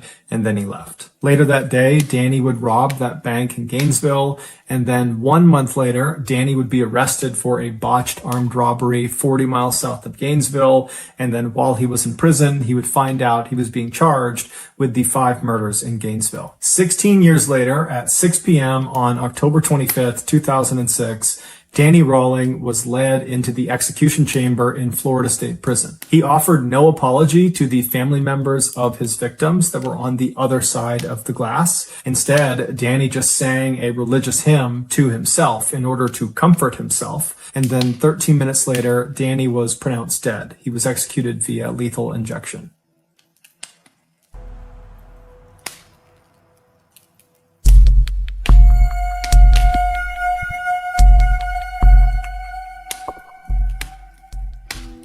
On the evening of Wednesday, May 21st, 1924, a man named Jacob Franks walked up the steps to his mansion, and right as he went to open his door, his butler opened it up, welcomed him inside, and Jacob smiled at the butler and stepped in. Jacob had just spent a long day at his office in Chicago, Illinois, doing a big real estate deal, and now he was just happy to be home with his wife and his 3 kids. Jacob was an incredibly successful business person who had made a name for himself first in the early 1900s when he ran a bank that specialized in giving out these enormous loans to gamblers. But it wasn't until he was named the president of the Rockford Watch Company and he expanded into real estate that he became outrageously wealthy. His fortune in today's dollars would have been around $70 million. But now that Jacob was so well established in the business world in Chicago, he was trying to make a more conscious effort to spend more time at home with his wife and kids. And so as soon as he walked past his butler into his mansion, he hung up his hat and his jacket, and he went to find his wife, Flora, to tell her about an idea he had for a trip for that upcoming weekend. But when Jacob found Flora, she was not remotely interested in talking about their weekend plans, because Flora was very worked up about their youngest son, Bobby. Bobby, who was 14 years old, was supposed to come home right after school, but it was now 6 p.m. and he still hadn't shown up, and she had no idea where he was. And Jacob's reaction to this news was just to feel kind of aggravated. Bobby was generally a really good kid. He was a student at a prestigious boys' school right down the road, and his teacher was convinced that Bobby was the smartest kid in his entire grade. Bobby was a member of the school's debate team and regularly beat the older kids. And Bobby was just a natural leader and very hardworking and kind. But Bobby could also be fairly irresponsible sometimes, specifically in terms of coming home on time.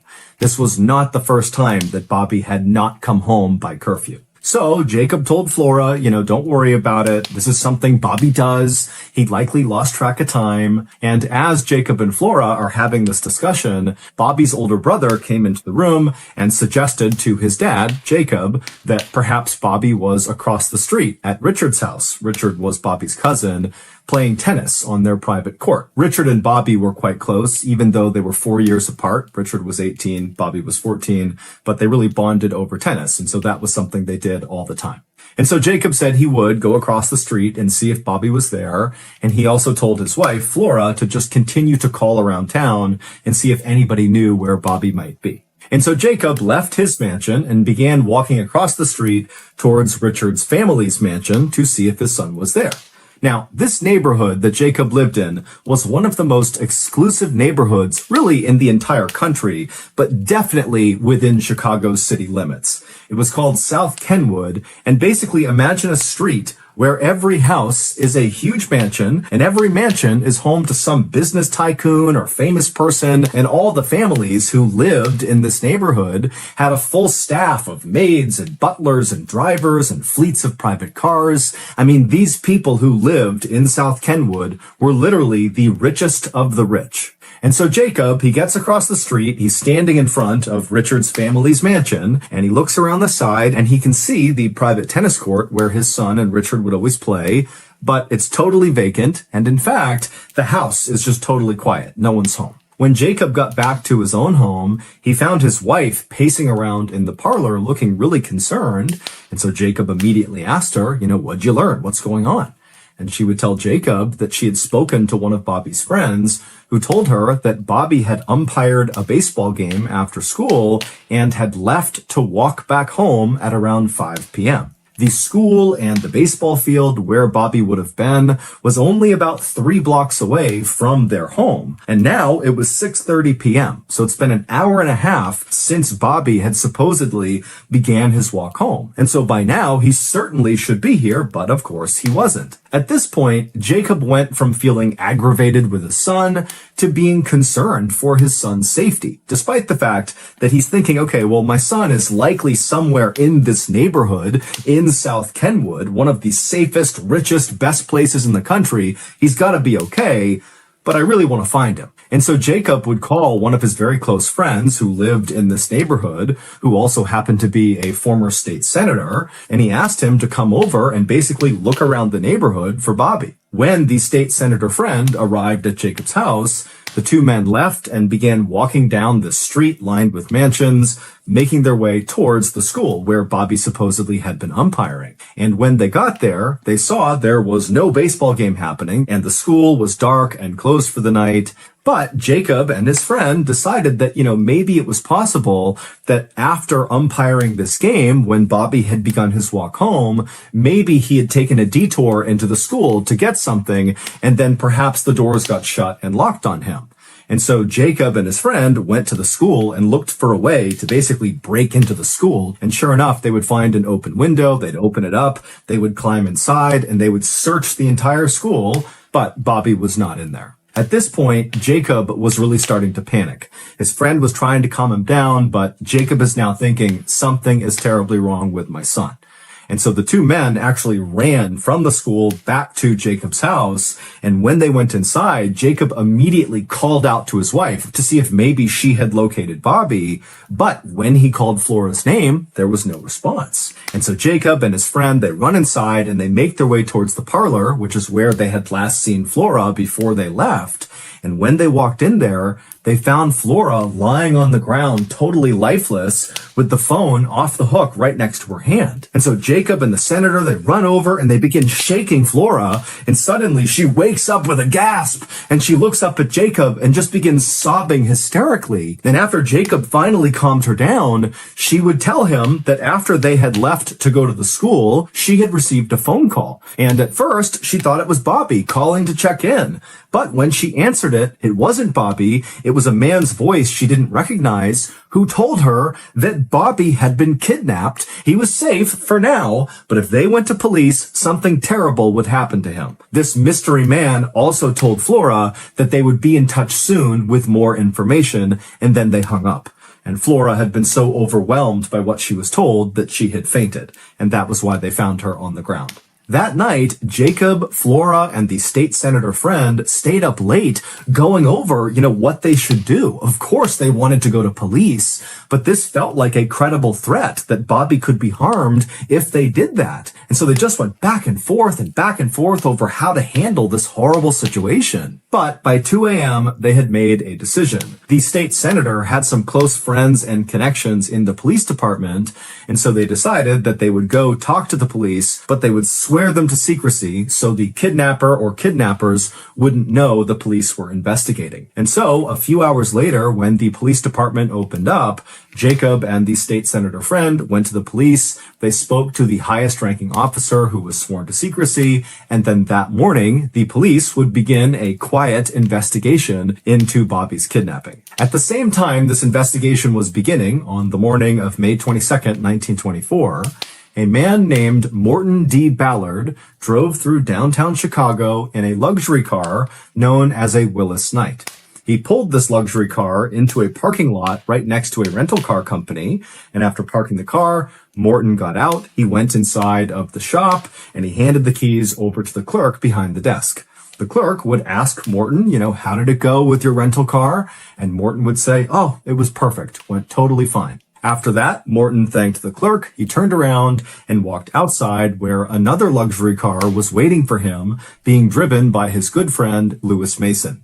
And once Morton had climbed inside, the two men smiled and drove off and disappeared into traffic. That same morning, Jacob and Flora received a letter from the kidnapper or kidnappers demanding $10,000 in small unmarked bills, and if they gave this money over, they would get their son back. And immediately, Jacob went to the bank and got the money. But before he could actually deliver the money to the kidnappers at the location they had specified in this letter, the police, who were quietly investigating, discovered a clue that would break the case wide open. It would take over a week to unravel this bizarre clue, but it all started to come together when the police brought in Morton D. Ballard and Lewis Mason for questioning. Here is the shocking story that detectives were finally able to piece together about what happened to Bobby Franks. On May 7th, 1924, so 2 weeks before Bobby went missing, Morton D. Ballard walked into a hotel in Chicago called the Morrison and rented room 1031. He would tell the front desk that he wanted them to hold his mail for him, and over the next couple of days, Morton would come in and he would get his mail from the front desk, but he didn't appear to ever actually go up to his room. Finally, a suspicious maid at the Morrison Hotel, who had been going into room 1031 every day to clean it, only to discover that Morton was not in there and the room was totally untouched and clean already, she went in one morning and saw Morton was not in there, and she would actually just open up one of Morton's suitcases that he had left inside. And instead of the suitcase containing clothes or toiletries, it just contained a bunch of random library books. As it happened, after this maid found this strange suitcase full of books, Morton stopped coming to the hotel. He stopped getting his mail, he did not claim his luggage, and he didn't pay the bill. He just kind of vanished. On May 9th, so just a couple of days after Morton first booked that room at the Morrison Hotel, Morton also opened a bank account in Chicago. He also made his first appearance at that car rental company where he asked for the Willis Knight car. The rental company would not just let anybody take a Willis Knight car. You needed a reference to show that you were someone who could pay for this type of vehicle. And so Morton's friend, Lewis Mason, would give him that reference and allow him to rent the Willis Knight car. About a week and a half later, on May 21st, so the day Bobby went missing, Morton and Lewis were driving around South Kenwood in their Willis Knight car when they spotted Bobby by himself walking down the road. Now, Lewis recognized Bobby, and he knew that Bobby was an incredible tennis player, and Lewis had a question for Bobby about a particular tennis racket. And so Lewis, who was in the front seat of the car, told Morton, who was driving, to pull over so Lewis could talk to Bobby. And so Morton pulled over, Lewis rolled his window down, he called over to Bobby, Bobby came over, and before long, Lewis and Bobby were talking about this tennis racket. And then when that conversation naturally wrapped up, Lewis offered Bobby a ride the rest of the way home, because that was where Bobby was walking to when they stopped him. And so Lewis climbed into the back seat, Morton stayed in the driver's seat, and Bobby climbed inside and sat in the front seat. And then once those two were situated, Morton pulled away from the curb and began driving towards Bobby's house. And as they were driving to Bobby's house, Bobby just kind of continued talking about this tennis racket because that was the thing they were talking about. And as he was mid-sentence, Lewis from the back seat reached into his pocket, pulled out a chisel, and then lunged forward and began smashing Bobby in the back of the head over and over again with this chisel. And as Bobby is screaming in pain and trying to protect himself, Lewis lunges forward, grabs Bobby, drags him into the back seat, and then holds him down, pulls a rag out of his pocket, and jams it into Bobby's throat. And then he closes Bobby's mouth and holds it shut until Bobby goes still. After that, Lewis kind of grimaced at all of Bobby's blood all over him, and he kind of pushed Bobby down onto the floorboards below, and then Lewis calmly climbed back into the front seat and sat down, and meanwhile, Morton has not remotely reacted to what's just happened. This is just business as usual. Morton and Lewis did not go to Bobby's house, but instead drove towards Indiana. And on their drive to Indiana, they would stop at a roadside restaurant and eat hot dogs and root beers with their car parked right near this restaurant with Bobby's body just totally exposed laying out on the floorboards of the back seat. Morton and Lewis would eventually get into Indiana, and they would head to this particular forest that Morton was familiar with because he was a bird watcher and often came out here. And when they got to this forest, they parked in this clearing, they got out, they checked on Bobby and confirmed that he was dead. So they pulled him out, they stripped all of his clothes off of him, they rolled him up in a rug, and then they dragged him over to this drainage pipe that sat underneath some railroad tracks in this swampy area, and they jammed him inside of it. And then they got back in their car, they drove back to Chicago, at which point Morton called Bobby's mother, Flora, and informed her that her son was kidnapped, but alive, even though he wasn't, and don't call the police, we'll be in touch soon. That night, Morton and Lewis would burn all of the clothes they had stripped off of Bobby. They would also clean the interior of their Willis Knight rental car, and then they would play a game of cards together before going to bed. The next day, May 22nd, so the same day that police began their quiet investigation into Bobby's kidnapping, Morton and Lewis would send that letter to Jacob and Flora demanding $10,000 for the safe return of Bobby. But unfortunately, before Lewis and Morton could claim their ransom money, Bobby's body was discovered. In fact, that day he was discovered. A walker was cutting through the woods in Indiana and saw Bobby in the pipe. And so when Morton and Lewis realized that, the jig is up, the family's never going to pay for their son because he's dead, they just returned their Willis Knight rental car and went back to their normal lives as if nothing had ever happened.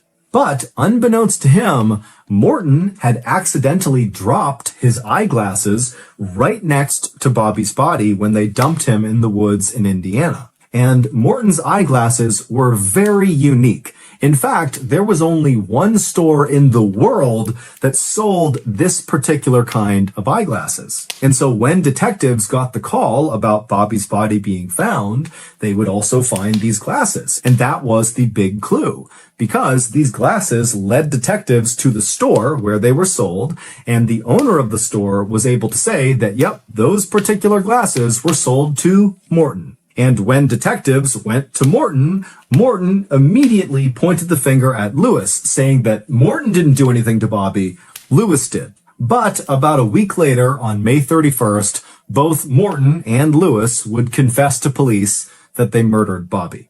But far more shocking than what Morton and Lewis had done was who they were, because Morton and Lewis were not their real names. The two men who killed Bobby Franks were rich kids just like Bobby who lived in South Kenwood. They created two fake names, Morton D. Ballard and Lewis Mason, and then they booked room 1031 at the Morrison Hotel.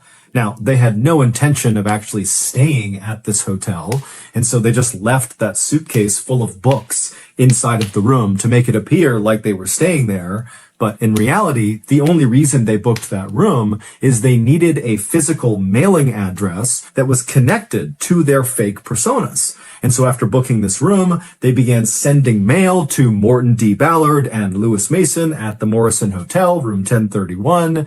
And then after collecting that mail, which served as a sort of proof of legal name and address, they were able to open a bank account in Chicago. They dumped some money into that. And then again, they used their proof of legal name and address to rent that Willis Knight car, and then used money from their phony bank account to pay for it. And then once they had their luxury car, it was time to go kill.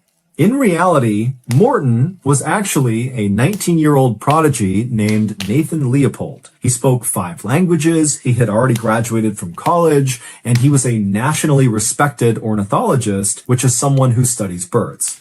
Nathan's IQ was so high, it literally couldn't be measured. His father was the president of a very successful steamship company, and Nathan was planning to attend Harvard University in the fall to get yet another college degree. And Lewis was actually 18-year-old Richard Loeb, who was Bobby's cousin and one of his best friends.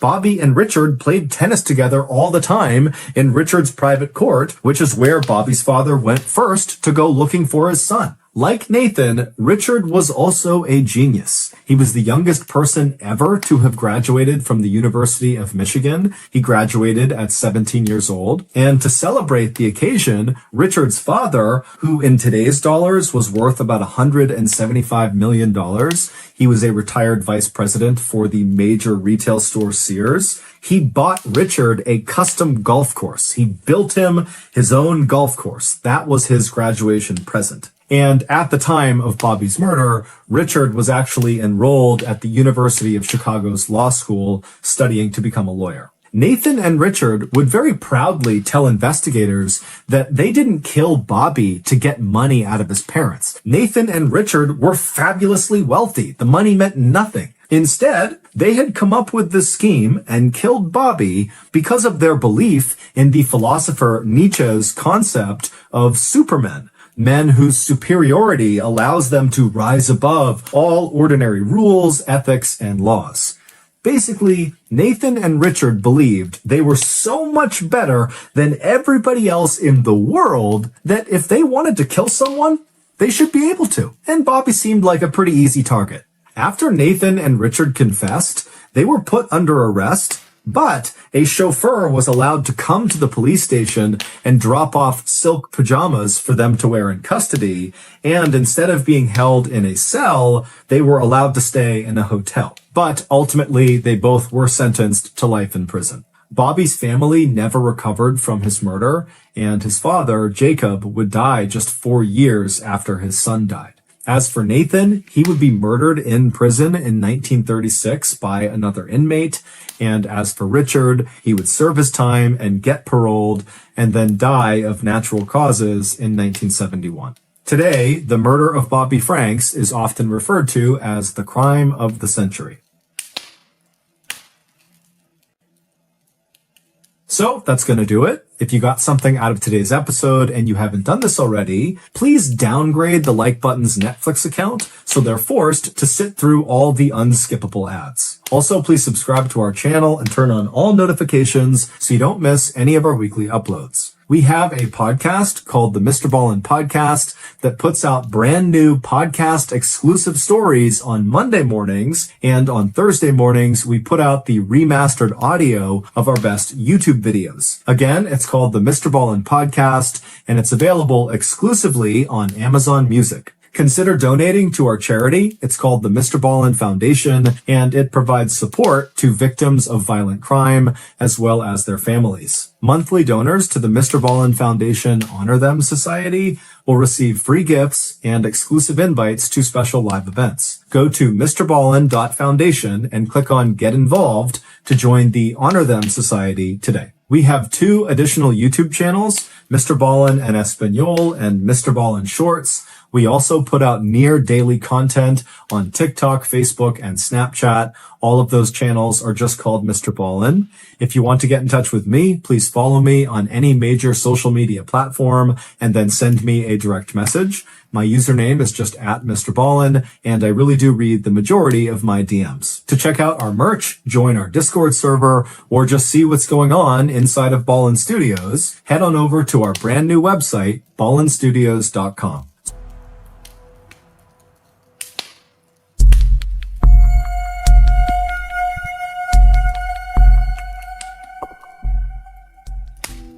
In 1989, 22-year-old Eloise Lindsay was a fresh college graduate, and she was at a crossroads in her life because even though she just earned her degree, she really didn't know what she wanted to do with her life. And because she was an experienced backpacker, she thought a good way to, kind of get her life together would be to go on a sort of retreat, go out into the woods, go out into nature, and kind of find herself. So she had planned this very detailed 43.3-mile hike along the Appalachian Trail, starting in South Carolina, where the first 7 days of the hike, she would be totally on her own. And then at the 7-day mark, she would meet up with a friend at a particular rendezvous point. Her friend would give her resupplies and would be her companion for the rest of the hike. When Eloise told her parents what her plans were, they were not concerned for her safety because she was an experienced backpacker. She had made trips like this before. And so they said, great, we'll see you when you get back. So on November 4th, Eloise sets out to begin her journey down the Appalachian Trail.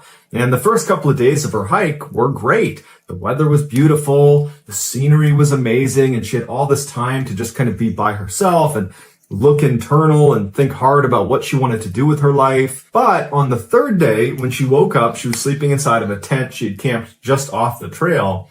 She woke up and she had this intense sense of dread.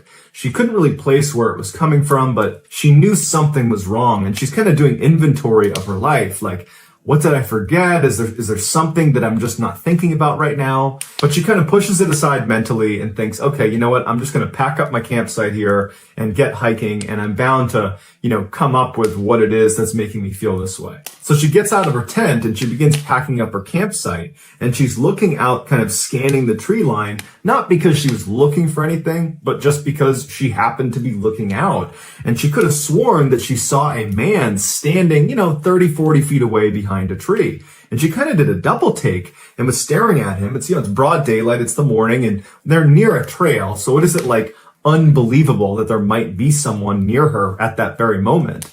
But she kind of did a double take and she looked at them again and this person was gone. And she stood there for a minute, just kind of looking in the direction of where she had seen this guy, wondering, is my mind playing tricks on me? Did I really see someone there? Why aren't they showing themselves again? If there was someone there, they clearly must have just been looking at me. Why aren't they, poking their heads out again to communicate with me in some way? We're out in the middle of nowhere. We should be talking to each other. But the guy never shows himself again. And so as she's standing there wondering what she should do, she isn't ready to yell out to this person because there's part of her that's a little bit nervous about yelling out to some stranger in the middle of the woods. But she starts to get this really intense feeling that she's being watched. And it feels an awful lot like the sense of dread she had while she was in the tent. And she's starting to wonder, are my instincts or is my sixth sense picking up that I'm being watched? Like there's some predator out there looking at me right now. And even though she has no way of knowing if that's actually true, she's alone in the middle of the woods. And even though she's experienced, she can't help but feel really vulnerable. And because this guy is just not showing himself again, she feels a little bit threatened. And so she begins to panic and she starts packing up all of her stuff as quickly as she can. And as soon as she can, she takes off down the trail away from that guy she saw in the woods. As she was walking down this trail, she couldn't help but think someone was right behind her. And she kept turning around to see if this person or whoever it was behind her, and no one was ever there. But this visceral feeling that she was being watched, that sense of dread she had, it just was not going away. And so she started walking faster and faster. Before long, she was running, and she's realizing that she's in a section of the Appalachian Trail that's very remote. She's not near civilization. She's not near her next rendezvous point. And so she's thinking to herself, I need to get off this trail. I need to get to a road. I need to get away from here as soon as I possibly can. And so her options were to continue on this trail for several miles, and it would probably take her until well into the night before she was going to reach civilization. Or she could take a shortcut because she believed there was a road that was running parallel to her trail, but it was way down the mountain. It would require leaving the trail and basically cutting through the wilderness to get down to this road. But she was pretty confident it was right down there. And because this threat of this person or thing following her was so intense for her, she decided to leave the trail. She couldn't stand the idea of having to spend another night out in the middle of the woods with this person stalking her. And so she walks up the trail and starts running down the mountain. It wasn't long before she started to hear audible sounds coming from what she believed to be this person that was following her. And she would turn around and there'd be no one there. And then she started to walk, trying to listen as she's walking, and she would hear footsteps far away from her, and she'd turn and there'd be nobody there, but she was certain someone was following her. Someone was stalking her. And the sounds that were coming out of this person, this animal, whatever it was, they sounded like, a deep male voice, but you couldn't recognize if it was a language of some kind. It just sounded more like a grunt or a yell of some kind. And so her heart rate's elevated. She's panicking and she's walking as fast as she can just through the middle of the wilderness, hoping she's walking towards this road. But after walking and running for miles into the middle of nowhere, she has not come to a road. It's now completely dark out and she knows she's lost. And so she has to set up camp in the middle of nowhere, and she knows somewhere out in the middle of the woods is some person or something that is stalking me. And she's all alone. She has no way to contact anyone. She doesn't have a cell phone. It's 1989. And so she sets up her campsite and she gets in her tent. She zips it up and she lays there hoping she doesn't hear any sounds. And sure enough, within minutes of being inside of that tent, she starts hearing those audible sounds coming from somewhere in the forest. And she hears what sounds like heavy footsteps walking around the perimeter of her campsite. All night long, she hears this. But luckily, they don't come up right to her tent. So there's some separation between her and whatever is making these sounds. And then finally, the sun comes up. She is out of that tent, packs it up, and continues running in the direction she hopes is the road. And of course, all day long, she has that sense that someone is watching her. She's hearing footsteps coming from behind her. She would turn. She doesn't see anything. She would hear that audible grunting sound or that low voice coming from somewhere behind her. But again, she would never see whoever it was or whatever it was that was making the sound. And then again, the sun is starting to set and she has not found the road. She hasn't found a trail. And she's thinking to herself, I can't even backtrack because if I turn around and start walking backwards, I'm bound to run into this very thing I'm trying to escape. And so once again, she sets up her campsite in the middle of nowhere. She gets inside. And as soon as she's laying in her tent, she starts hearing those heavy footsteps somewhere out in the woods, kind of walking around the perimeter of her campsite. She's hearing that low audible sound that she can't quite place.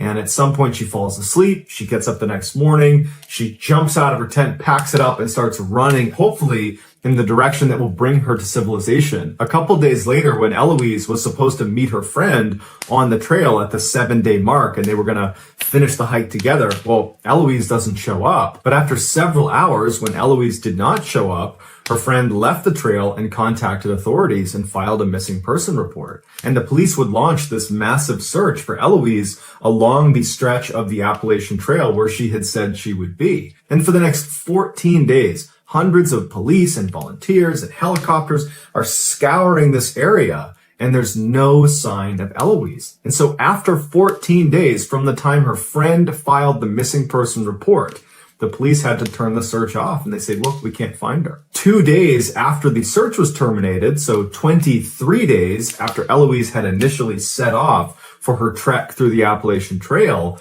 a hunter that was out in the middle of nowhere near the Appalachian Trail discovers Eloise perched up against a tree. She's totally emaciated. She's dehydrated. She's delirious, but she's alive. At first, she was terrified of the hunter because she believed the hunter was this person that had been following her. But when she realized he was there to help, she went with him. She was brought back and brought to a hospital, and she was checked out. And besides being dehydrated and, emaciated, she was okay.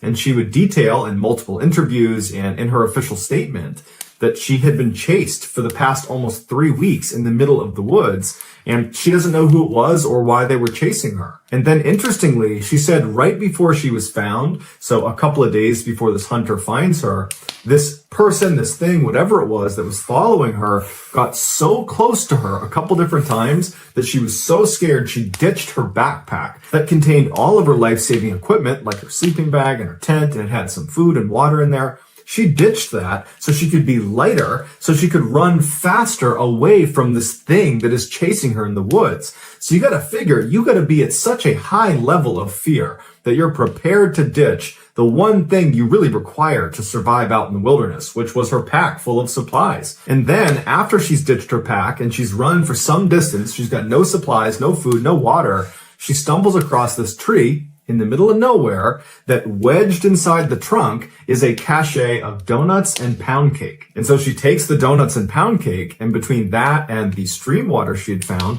that's what kept her alive for the last few days before she was found. Eloise says she has no idea what to make of her experience, and law enforcement were baffled by it as well. Some people think Eloise had a mental break, and she effectively made this whole situation up, that she really was lost in the woods, but no one was chasing her, and she was just kind of paranoid and running around the wilderness for a couple of weeks. Other people, including park rangers that work that stretch of the Appalachian Trail, believe it's possible she could have been stalked by wild men, which are basically people that live out in the mountains that are effectively feral, that live off the land, and they've been known, according to local legend, they've been known to attack park rangers, and people that live out in that area have claimed to have seen these wild men, and they kind of match the description of what she was describing. But as of right now, there's no official explanation for what happened to her other than she got lost and was found again.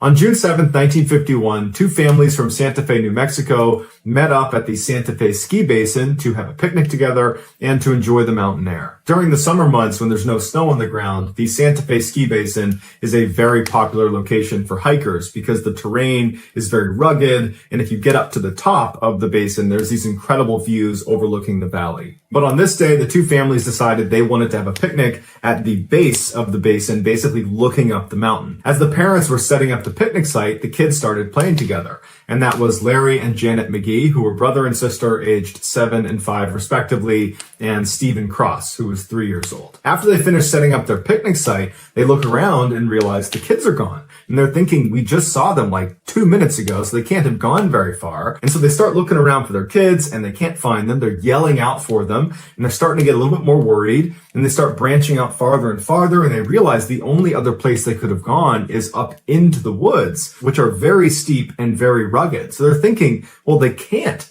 have gone into the mountains. That would be impossible for these young kids to get very far, and they aren't responding to our calls. It's possible they could have been abducted.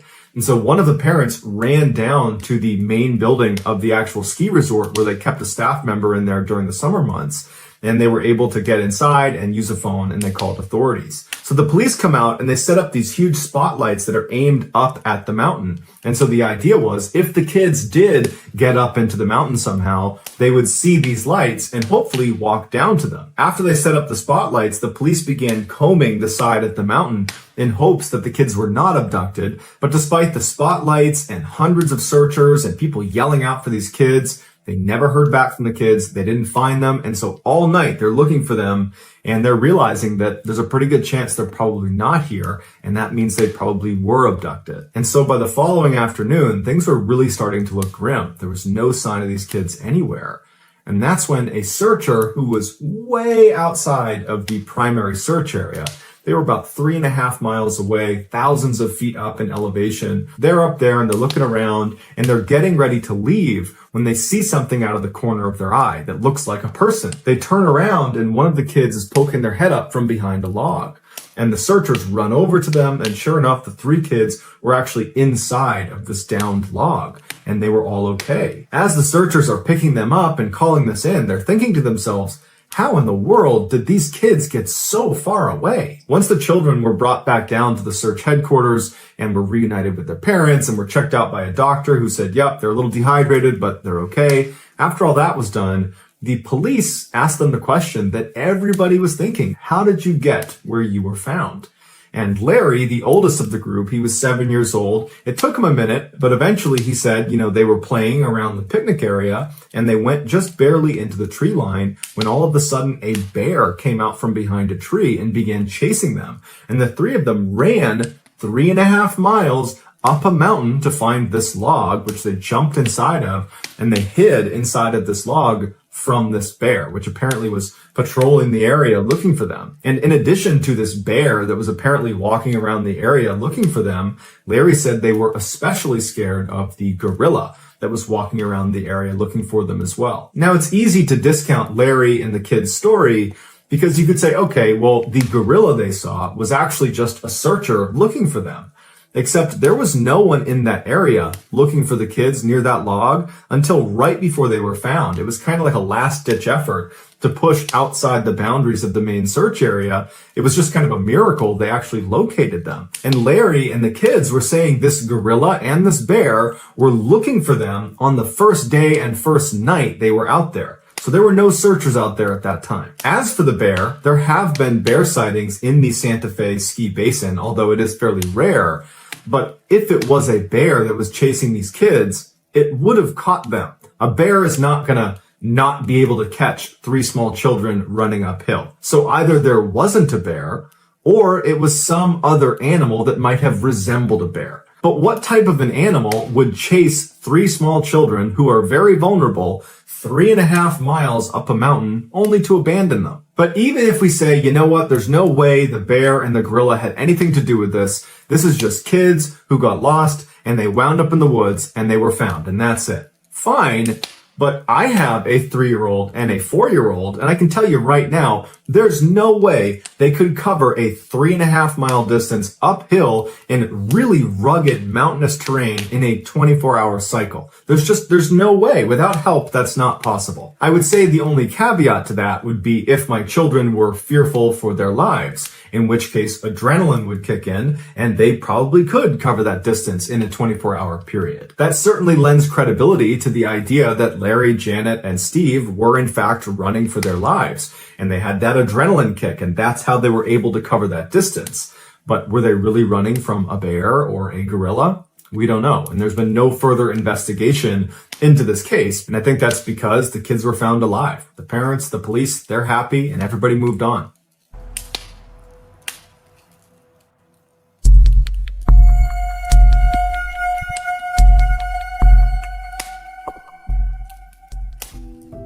From 2002 to 2006, Cullen Finnerty was perhaps the most successful college quarterback in history, winning 3 national championships and being named the Division II Player of the Decade. He was also perhaps the toughest college quarterback in history. Most quarterbacks will spend their careers looking to avoid getting smashed by defenders. Not Cullen. Cullen was 6'2", 240 pounds, and he would tell his teammates that he wanted to get hit, and he would hit back. And his coaches hated it about him, but his teammates loved this about him. Cullen was also famous for playing through injuries. His junior year in college, he broke his collarbone, and he didn't tell anyone, and he played through an entire playoff series that he won. After college, Cullen's professional football career was not nearly as successful as his amateur one. He played briefly for 2 NFL football teams, the Baltimore Ravens and the Denver Broncos. But when he wasn't getting any playing time and he just could see the writing on the wall that this was not going to be a match, he was not going to make it in the NFL, he left for Europe to play in a European football league. But when his European football career started to sputter out as well around 2009, he came back to the United States where he joined a very small-time indoor arena football league. And while Cullen's love of football was still there as much as it ever was, he knew at this point, playing at this low of a level, that his career was effectively over. Around the same time that Cullen was hanging up his football cleats, he would meet Jennifer, who would become his wife. She was an all-state volleyball player and in many ways was just as competitive and as athletic as Cullen was. They were kind of like a perfect match for each other. They married in 2010, and Cullen, this big man, big-time quarterback, was shaking and crying at the altar because he was so nervous and excited about marrying Jennifer. Because I think this was a really big turning point for him, where he was basically putting football in the past and starting this new life and building a family with Jennifer, and he was really excited about it. The newlywed couple moved into a house together in Michigan where they had 2 kids, and Cullen landed a good job in medical sales, and by all accounts, Cullen was just hitting his stride post-football. On Memorial Day weekend in 2013, Jennifer's family was planning this 3-day fishing trip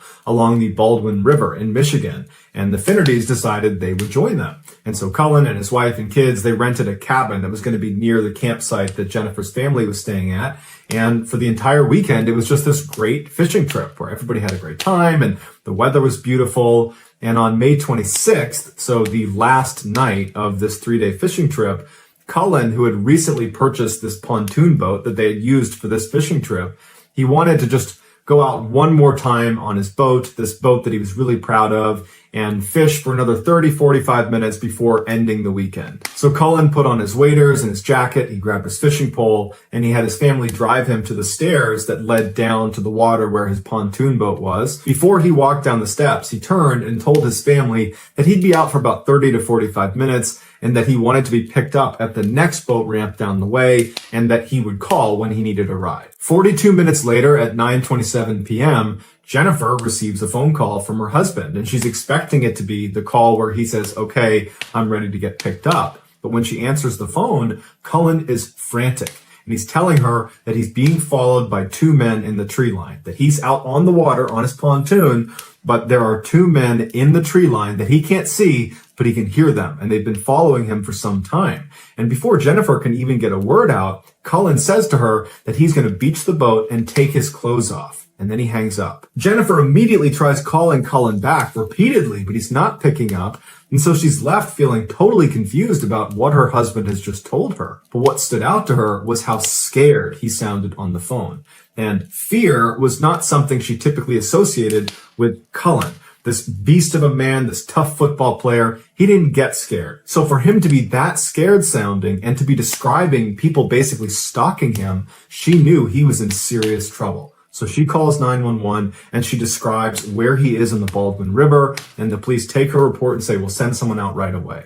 After Jennifer got off the phone with police, she called her family and told them about this really strange phone call from Cullen and how she had just called the police and she didn't know what to do. And so her brother tried calling Cullen and Cullen answered. And when he did, Matt said, hey, Cullen, where are you? And Cullen would say, I don't know where I am, but there's these 2 guys that are still following me. And Matt would say, are you still on your boat? Are you on land? And all Cullen said is, it's getting pretty rough out here. And then he hung up. Afterwards, Matt would call Jen and he would tell her about this phone call with Cullen, and it really didn't add any clarity to the situation. And so Jen and her family decide the best thing they can do is go to the boat ramp where Cullen had said he wanted to be picked up in hopes that maybe he would make his way there and they would find him. So Jennifer and her family head out to this location and Cullen's not there. They get out, they're yelling for him.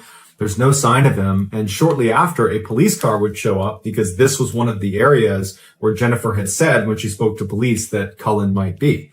And so the police officer gets out, they take an official statement from Jennifer, and at this point they file an official missing person report. Before the police began looking for Cullen, they reached out to his wireless service provider and they asked them to ping his cell phone from the tower. Any service provider has the ability to roughly triangulate the location of a cell phone based on the last few locations of the phone. The last 4 locations that the service provider pinged for Cullen were up to 4 miles apart from each other, which was bizarre in its own way, because the idea that in a very rugged, rough area in a very short amount of time, that Cullen had been moving 4, 5, 6, 7 miles just to get to these different points, that didn't really make sense. But also when they looked at these points on a map, it looked like each of them was either near a paved road, or in order to get to them, you would have had to cross a paved road. And so they're thinking to themselves, why does he keep moving point to point if at any one of these locations he's near relative safety? But as strange as these 4 locations were, the police now had a really solid starting point. So they dispatched people to each of these points, and they began combing along the river where he had last been seen. And within an hour, they discovered his boat. It was a little ways down from where he had been dropped off. It was missing an oar, and it was basically beached on the side of the river. It wasn't clear if it had been intentionally beached, but Cullen wasn't in it. And when they searched around the area, they couldn't find any sign that Cullen was in the area. They were yelling for him. He wasn't yelling back. Interestingly, a man who owned property near where the pontoon boat was found reported to police hearing screaming or yelling coming from the area where the boat was found around the same time that Cullen went missing. But despite this piece of information, it didn't actually help them discover where Cullen actually went. For the next 48 hours, police and hundreds of people searched in the areas where his cell phone had pinged and along the river where his pontoon had been found, but there was no sign of him. Then, on the evening of May 28th, approximately 48 hours after Cullen had gone missing, they discovered his body. It was located less than a half mile away from a paved road, and it was situated in between those 4 points that the cell phone provider had given. He was laying completely face down with his right arm under his body and his left arm over his head, clutching some grass. When they rolled him over, he had some blood coming out of his nose, but besides that, there was no significant trauma anywhere on his body. Cullen appeared to be wearing all of his clothes. However, it was noted that the strap on his waders was really badly twisted. Now, if he had never taken his clothes off, that would have been something he would have fixed. It would have been very uncomfortable when he started this trip to go fishing.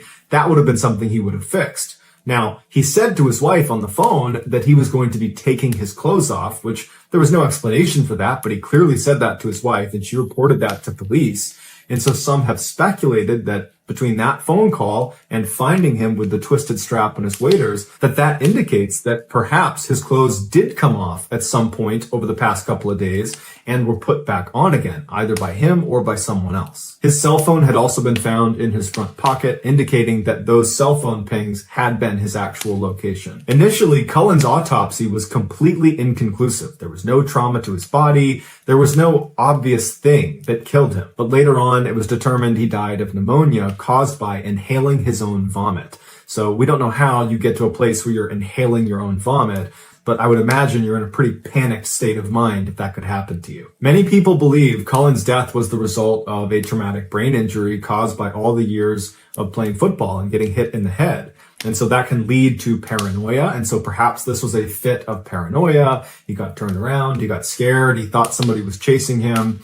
And then, he vomits and inhales his vomit, and that ultimately kills him. And in 2011, Cullen had briefly shown signs of being a little bit paranoid when one day he thought someone was following him, and he actually went to a family member's house and said, "I think someone's following me," but he could never identify where this person was or who they were. But even if this was a fit of paranoia and no one was following him in the woods, well, why didn't he stop on the paved road every time he crossed it?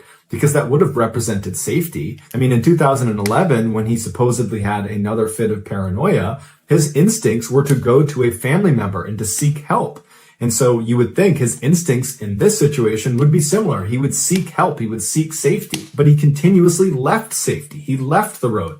He left his boat. His boat was safety. Why did he leave his boat? And even if we turn this around and we say, no, it was not a fit of paranoia, that he was in fact being followed by someone or something in the woods, well, then why would that prompt him to call his wife and say, I'm going to get out of the boat and take my clothes off, and then proceed to walk 4, 5, 6, 7 miles in a very short period of time, crossing over a paved road at least 1 or 2 times and not stopping, not signaling for help?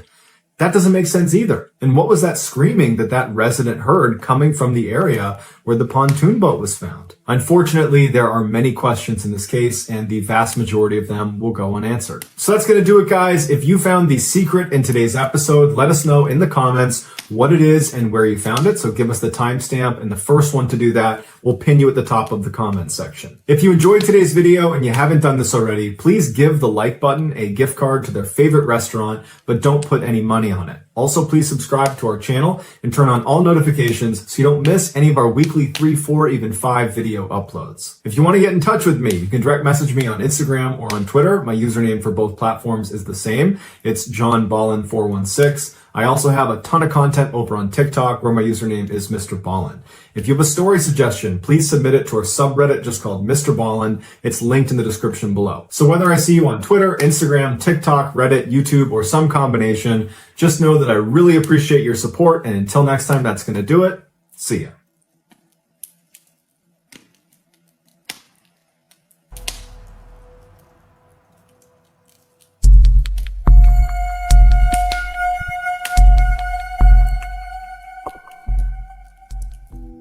In July of 2017, Jerome Kennedy was laying in bed next to his wife, and his 10-month-old daughter was sleeping in her crib in the corner of their bedroom. And as he's laying there, he starts to hear what sounds like scuffling sounds above his ceiling.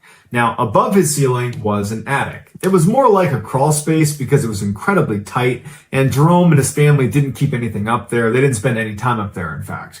And so Jerome's laying here thinking, man, did an animal get up there? I mean, this is a pretty old apartment building. It's certainly possible that a squirrel or something could have crawled inside the attic, and that's what's making the sound. But eventually that night, the sound stopped and Jerome went to sleep. The next day, Jerome went up into the crawl space and there was nothing up there. But it's a pretty big space, and again, it's pretty difficult to maneuver around. So he thought, it is still possible that there could be an animal up here, but there wasn't any immediately obvious signs, and so he went back down and just hoped it would stop. A couple days go by and he hasn't heard anything in the attic. And then one night he wakes up to the sounds in the attic. And when he opens his eyes, there's a vent that sits at the top of the wall right in front of him that's actually over his daughter's crib. And he could have sworn he saw what looked like a flashlight coming from the attic. Immediately, he gets up and walks over and pulls the vent cover out. And he's looking into the attic, but it's not a good view. It's a curved vent. So at best, you're getting a little sliver of a view into the crawl space. And he didn't see any more light and he didn't hear anything else. And so once again, he kind of chalks it up, puts the vent cover back in place, gets back in bed and falls asleep. The next morning, he tells his wife about the light he saw in the vent. And now they had already spoken about the strange sounds coming from the attic, and she knew that perhaps there was some animal up there, but the light definitely caught her off guard. But then she remembered that next door, they were doing a whole bunch of renovations on the apartment, and perhaps the partition, there was a break in it, and they could be doing some late night work, and light could have leaked through the break in their partition wall in the attic,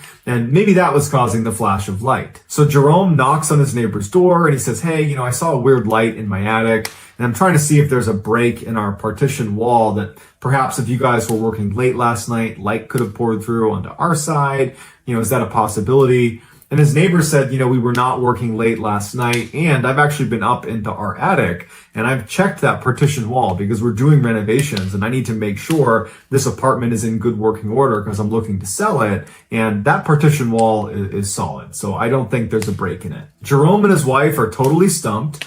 And so they decide, let's just put a security camera up in the attic and let's see what's moving around up there. Let's see what's causing the light and these sounds. So that day, Jerome goes out, he gets a little security camera, he comes home, he installs it in his attic, and then he, his wife, and his daughter go to bed. That night, Jerome doesn't wake up to any sounds in the ceiling, he doesn't see any lights, and so when he goes to check the footage the next morning, he's not expecting to see anything, but he is shocked at what he discovers. In the middle of the night, after Jerome, his wife, and his young daughter have already fallen asleep, you see on camera as the partition that separates Jerome's attic from his neighbor's attic slides open. And in crawls, who else but Jerome's neighbor, Robert Havrilla, the same guy he was speaking to the day earlier about, hey, have you heard anything in the attic? Well, turned out it was his neighbor. So he comes in, he's carrying a drill and a plank of wood, and he crawls very quietly over Jerome's side of the apartment,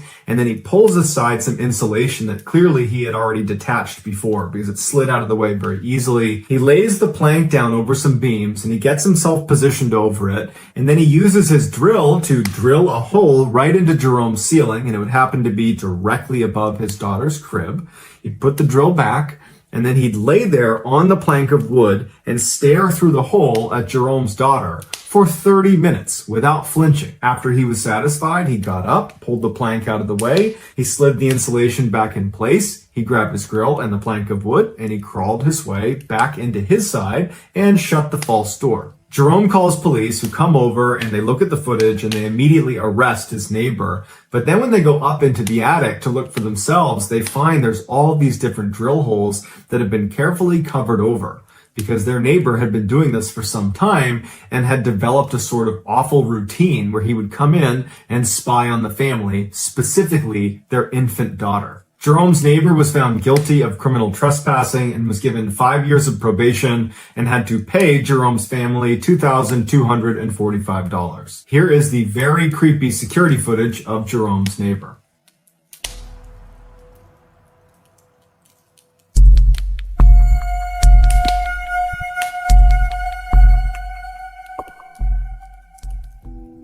Growing up, Colton Louder was a joy to be around. He was always goofing off and making people smile, and he had a really infectious laugh. But secretly, he was depressed and began self-medicating at a very young age. By the time he was 18, he was a full-fledged drug addict, and by the time he was 25, he was in jail on a life sentence for murdering his uncle over a drug-related dispute. Colton's actions had a profound impact on his family, but none more so than on his twin sister, Kaylin. She had known about his pain even when he was putting on that facade of being happy and bubbly and outgoing, and she had reached out to him and tried to help him, but she could never get through to him.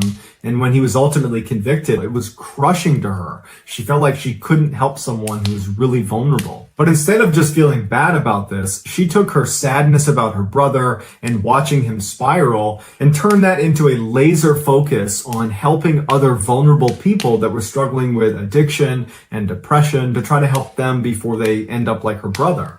And eventually she would get her degree in social work from Utah State. But despite Kaylin's best intentions to want to help as many people as she could, she found it very difficult to find work in her field, and it wasn't uncommon for her to have fairly long stretches of unemployment. And it was during one of those long stretches in 2014 that Kaylin's life rapidly fell apart, and it left everybody who knew her thinking, what just happened? On September 26, 2014, a little after 9 p.m., Kaylin calls 911. She reported that there was this huge, brutal fight taking place in her condo's clubhouse. Basically, it was like a restaurant where you could rent it out in the first floor of this condo complex. And she said it was getting out of hand and police needed to come over here and stop it before someone got hurt. The police asked her if weapons were involved. Were people using weapons in this fight? And Kaylin says yes. Guns. But when police rush to the scene, bracing for the worst, they discover that it's just a docile wedding reception happening inside of this clubhouse, and not one person in there reported any altercation happening. They were like, we're being pretty quiet. I don't know where she would have got that from. One guest would tell police that they had lit off a single firecracker, but they showed them what they had used, and they were these little tiny cheap things that made almost no noise. So it is possible that Kaylin could have mistaken that for a gunshot, but it does seem highly unlikely. Police leave, and then 1 hour later, Kaylin calls 911 again, but she immediately hangs up as soon as an operator has actually answered the phone. And the operator calls the number back, and Kaylin picks the phone up, but she's not really speaking. She's mumbling, she sounds confused, and the operator said, hey, you tried to call 911 a minute ago. Is everything okay? Can you tell me where you are? And Kaylin would have a really hard time giving her address to the police. It was like she couldn't remember her address. And she's mumbling, and at some point she says, My roommate thinks I'm delusional and paranoid, but I'm not. Kaylin eventually kind of calmed down and said she was sorry for calling 911, and the operator said okay, and they hung up, and that was the end of the call. The next morning, Kaylin calls 911 for a third time in 24 hours. This time, she's frantic. While she's on the phone with the operator, she's periodically screaming at these two people that are apparently robbing her apartment to get the F out of here, get out of my apartment, you can't be here. And the operator is trying to get more information out of Kaylin, but Kaylin is very distressed. She can barely communicate with the operator. She's half crying, and the operator tells her, can you leave? Can you go somewhere safe? And Kaylin says, no, there's only one way out. This is a small apartment. I can't go past them. And the operator tells them that police are on their way. Just stay in your bedroom. Don't go anywhere. And so while Kaylin is huddled in her bedroom and the dispatcher is still on the line listening, you hear Kaylin's roommate, Carol, walk into her bedroom and very calmly say, Kaylin, what's going on? And Kaylin's like, Carol, get over here. You gotta lock the door. Get in here. There's two people in here. They're robbing us. They're out there. They're in the other room. And Carol's like, no, there's no one here. The front door is locked. Kaylin suddenly sounds really confused, and she says, well, I can't explain that, but they must have been in here because I heard them. They must have had a key, and that's how they got in, and that's how they got out. And right at that moment, the responding officers show up, and there was no sign of a break-in. Nothing had been taken. It really looked like nothing had happened unless someone really did have a key. At this point, Kaylin was very embarrassed. She apologized to the officers. She apologized to her roommate, and she ended up calling her mom and saying, I'm mortified. I can't believe I just called 911 3 different times and nothing came of any of these calls. Like, I feel so embarrassed about it. And her mom, being a good mom, told her, you know what, don't worry about it. No one got hurt in the process, so it's all good. And so Kaylin moves past it, and on the call with her mom, she starts talking about what she's going to do that day. She says, well, I'm looking to update my resume and submit it to a couple different job openings, and I also want to clean up my apartment. And so they hang up the phone and everything seems normal again. But at about 5:45 p.m. that night, Kaylin, along with her beloved little dog named Phyllis that apparently she took everywhere with her, were seen exiting the condo and walking out to the parking lot behind their building. Kaylin was barefoot, was only wearing a tank top and shorts, despite the fact that it was cold and raining. And as soon as she puts her dog down, because she was holding her dog in her arm, Kaylin begins having this totally animated discussion, except there's no one there for her to be talking to. About 15 minutes later, she and her dog turn around and walk back towards the condo complex out of view of a camera, but residents would say they saw her crying and going up to a gate that lets you back into the condo, and she apparently couldn't open it, and as she's standing there struggling, she suddenly stops, puts her dog down, turns, and starts running away. And the camera footage we have of her is only when she's back in the parking lot, but she's running away still. And the dog is nowhere to be found. Her beloved dog, she's abandoned. She's got no phone, no wallet, and nobody knows where she's going. Later that night, when Kaylin's family could not get in touch with her, because of all the weirdness around those 911 calls, her family just had a bad feeling about it, and so they filed an official missing person report that night. When police arrived at the condo complex, the first thing they did is they reviewed the security footage. And they already knew about her 3 911 calls that had happened within 24 hours, and all of them had been for unfounded reasons. And they see Kaylin on camera, barefoot in a tank top and shorts in the rain, and she's having this animated discussion with nobody before running around and running away. And so police go to Kaylin's family and they say, does your daughter have a drug problem? Is she mentally ill? And her family tells the police, no, she's got no history of mental illness. She definitely does not have a drug addiction because of what happened to her brother. And they explain what happened with Colton and how that had a tremendous impact on her and how that had actually sent her on a course to help people with mental illness or people who are fighting against addiction or depression.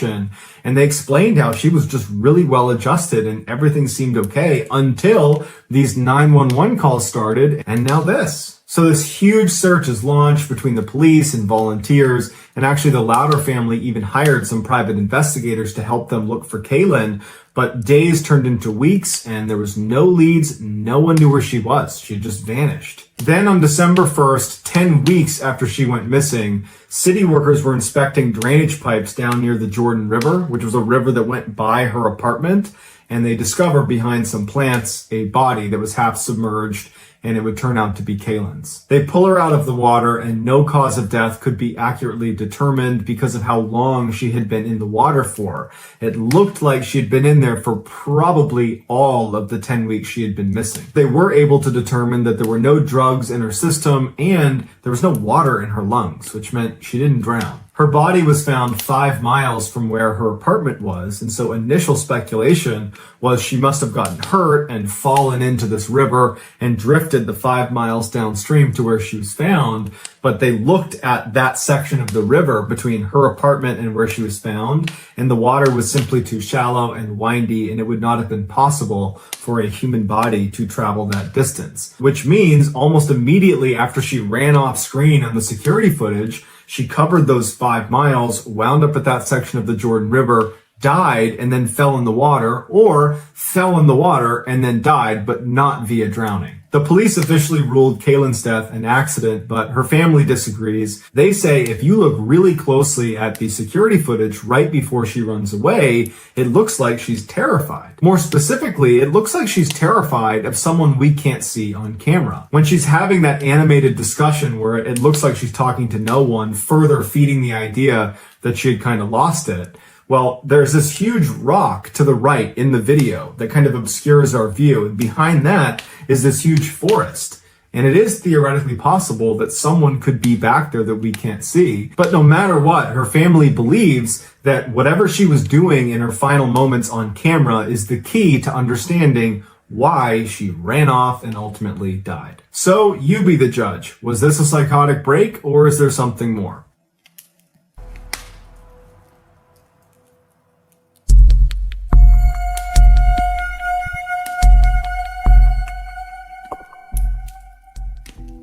In 2018, 15-year-old Lisandro Gomez Feliz, who went by Junior, was on summer break from school. He and his mother lived in a small apartment in the Bronx, which is in New York City, and this particular night he was staying in, playing video games while his mom was trying to sleep in the other room. Just after 10 p.m., Junior gets a text message from his friend Jason Velez, who lived about 2 blocks over, and Jason was asking Junior if he wanted to come over and listen to music with him. Junior was getting bored of his video games anyway, so he says, sure, I'll come meet you. And then at 10:05 p.m., an outside security camera picks Junior up, leaving his house, walking the 2 blocks over to his friend Jason. Junior arrives a couple minutes later, and he and Jason spend the next hour and a half looking at their phones, listening to music, and just chatting with each other. At about 11:30, Junior says he wants to go, and so he says bye to Jason, and he starts walking back towards his apartment, but instead of going to his apartment, he walks past it towards an area known as Adams Place. Adams Place was notorious for gang activity, and it was just not a safe place to be unless you were in a gang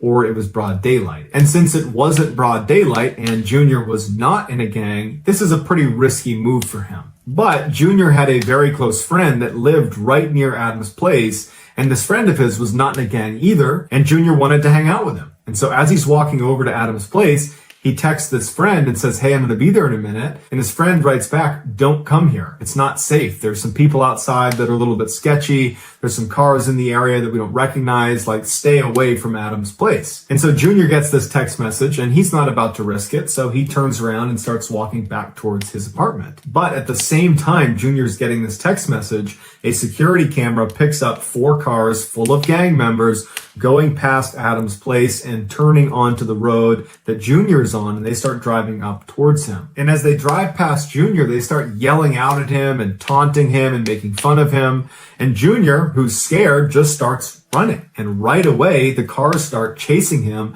and they immediately cut around another side street and they cut him off. And so he's kind of funneled into this bodega that's on the corner right in front of his apartment. He's literally a stone's throw away from the front door of his apartment, but he can't get to it. So he goes in the bodega and he yells for the store manager to let him over the counter, to hide on the other side of the counter. And this store manager, who's used to gang violence in this area, is not quick to want to help this guy jump over. He's worried he's going to get robbed. But as he's kind of holding him back from getting on the other side of the counter, the gang members saw Junior go into this bodega, and one comes flying into the bodega, sees Junior and immediately turns around, runs outside, and on security camera alerts the other gang members that Junior is in here and there's no way for him to get out. There's only one entrance into the bodega. And you see all the cars converge on this bodega, and you see all these gang members get out with machetes and knives, and they make their way into the bodega, where now Junior is behind the counter, and you can tell he's terrified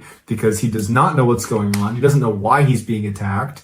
And you see the gang go right up to the counter and they're screaming at the shop owner to give them Junior. And the shop owner is actually doing a pretty good job of saying, get out. Like, I don't want you in here. Leave him alone. Just get out.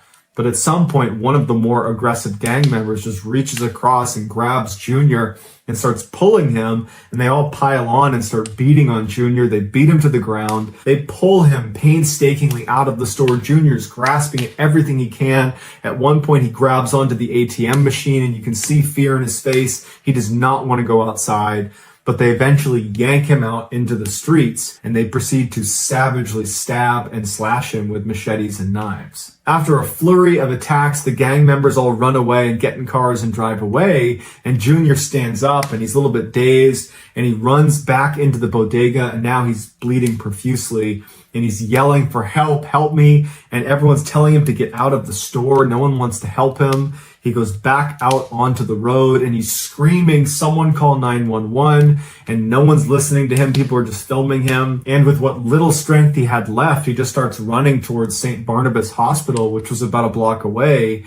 And he makes it all the way to the front of the hospital and then collapses, and he bleeds to death. The gang responsible for Junior's death was the Trinitarios, which is a Dominican gang that was born out of New York prisons. And over the past couple of years, their violence has skyrocketed. There have been numerous clashes between they and other gang members. Lots of people have been stabbed and attacked, just like Junior was. But Junior's death wound up being very unique. After his death, one of the leaders of the Trinitario gang posted to social media that the killing was actually an accident, that this was a case of mistaken identity. Apparently, someone had been disrespectful to a gang member's niece, and that night, those 4 cars were out there looking for him, and apparently they expected to find him near Adam's place, and he looked enough like Junior that they decided that's the guy, and Junior was just in the wrong place at the wrong time. The gang would apologize to Junior's family on social media and said they kicked the killers out of the gang,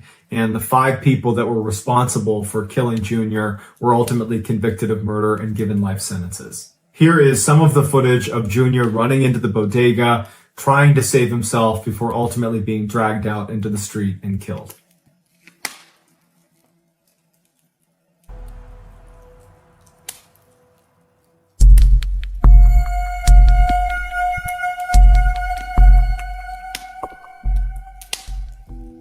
So that's going to do it, guys. Let me know what you thought of these 3 stories, and I will pin the best comment at the top of the comment section. If you enjoyed today's stories and you haven't done this already, please flirt with the like button and tell them they are exactly your type, but then give them a fake number. Also, please subscribe to this channel and turn on all notifications so you don't miss any of our weekly uploads. If you want to get in touch with me, you can direct message me on Instagram or on Twitter. My username on both platforms is the same. It's JohnBallen416. I also have a ton of content over on TikTok where my username is MrBallen. If you have a story suggestion, please submit it to our subreddit. It's just called MrBallen. It's linked in the description below. So whether I see you on Instagram, Twitter, TikTok, Reddit, YouTube, some combination, just know that I really appreciate your support. And until next time, that's going to do it. See ya.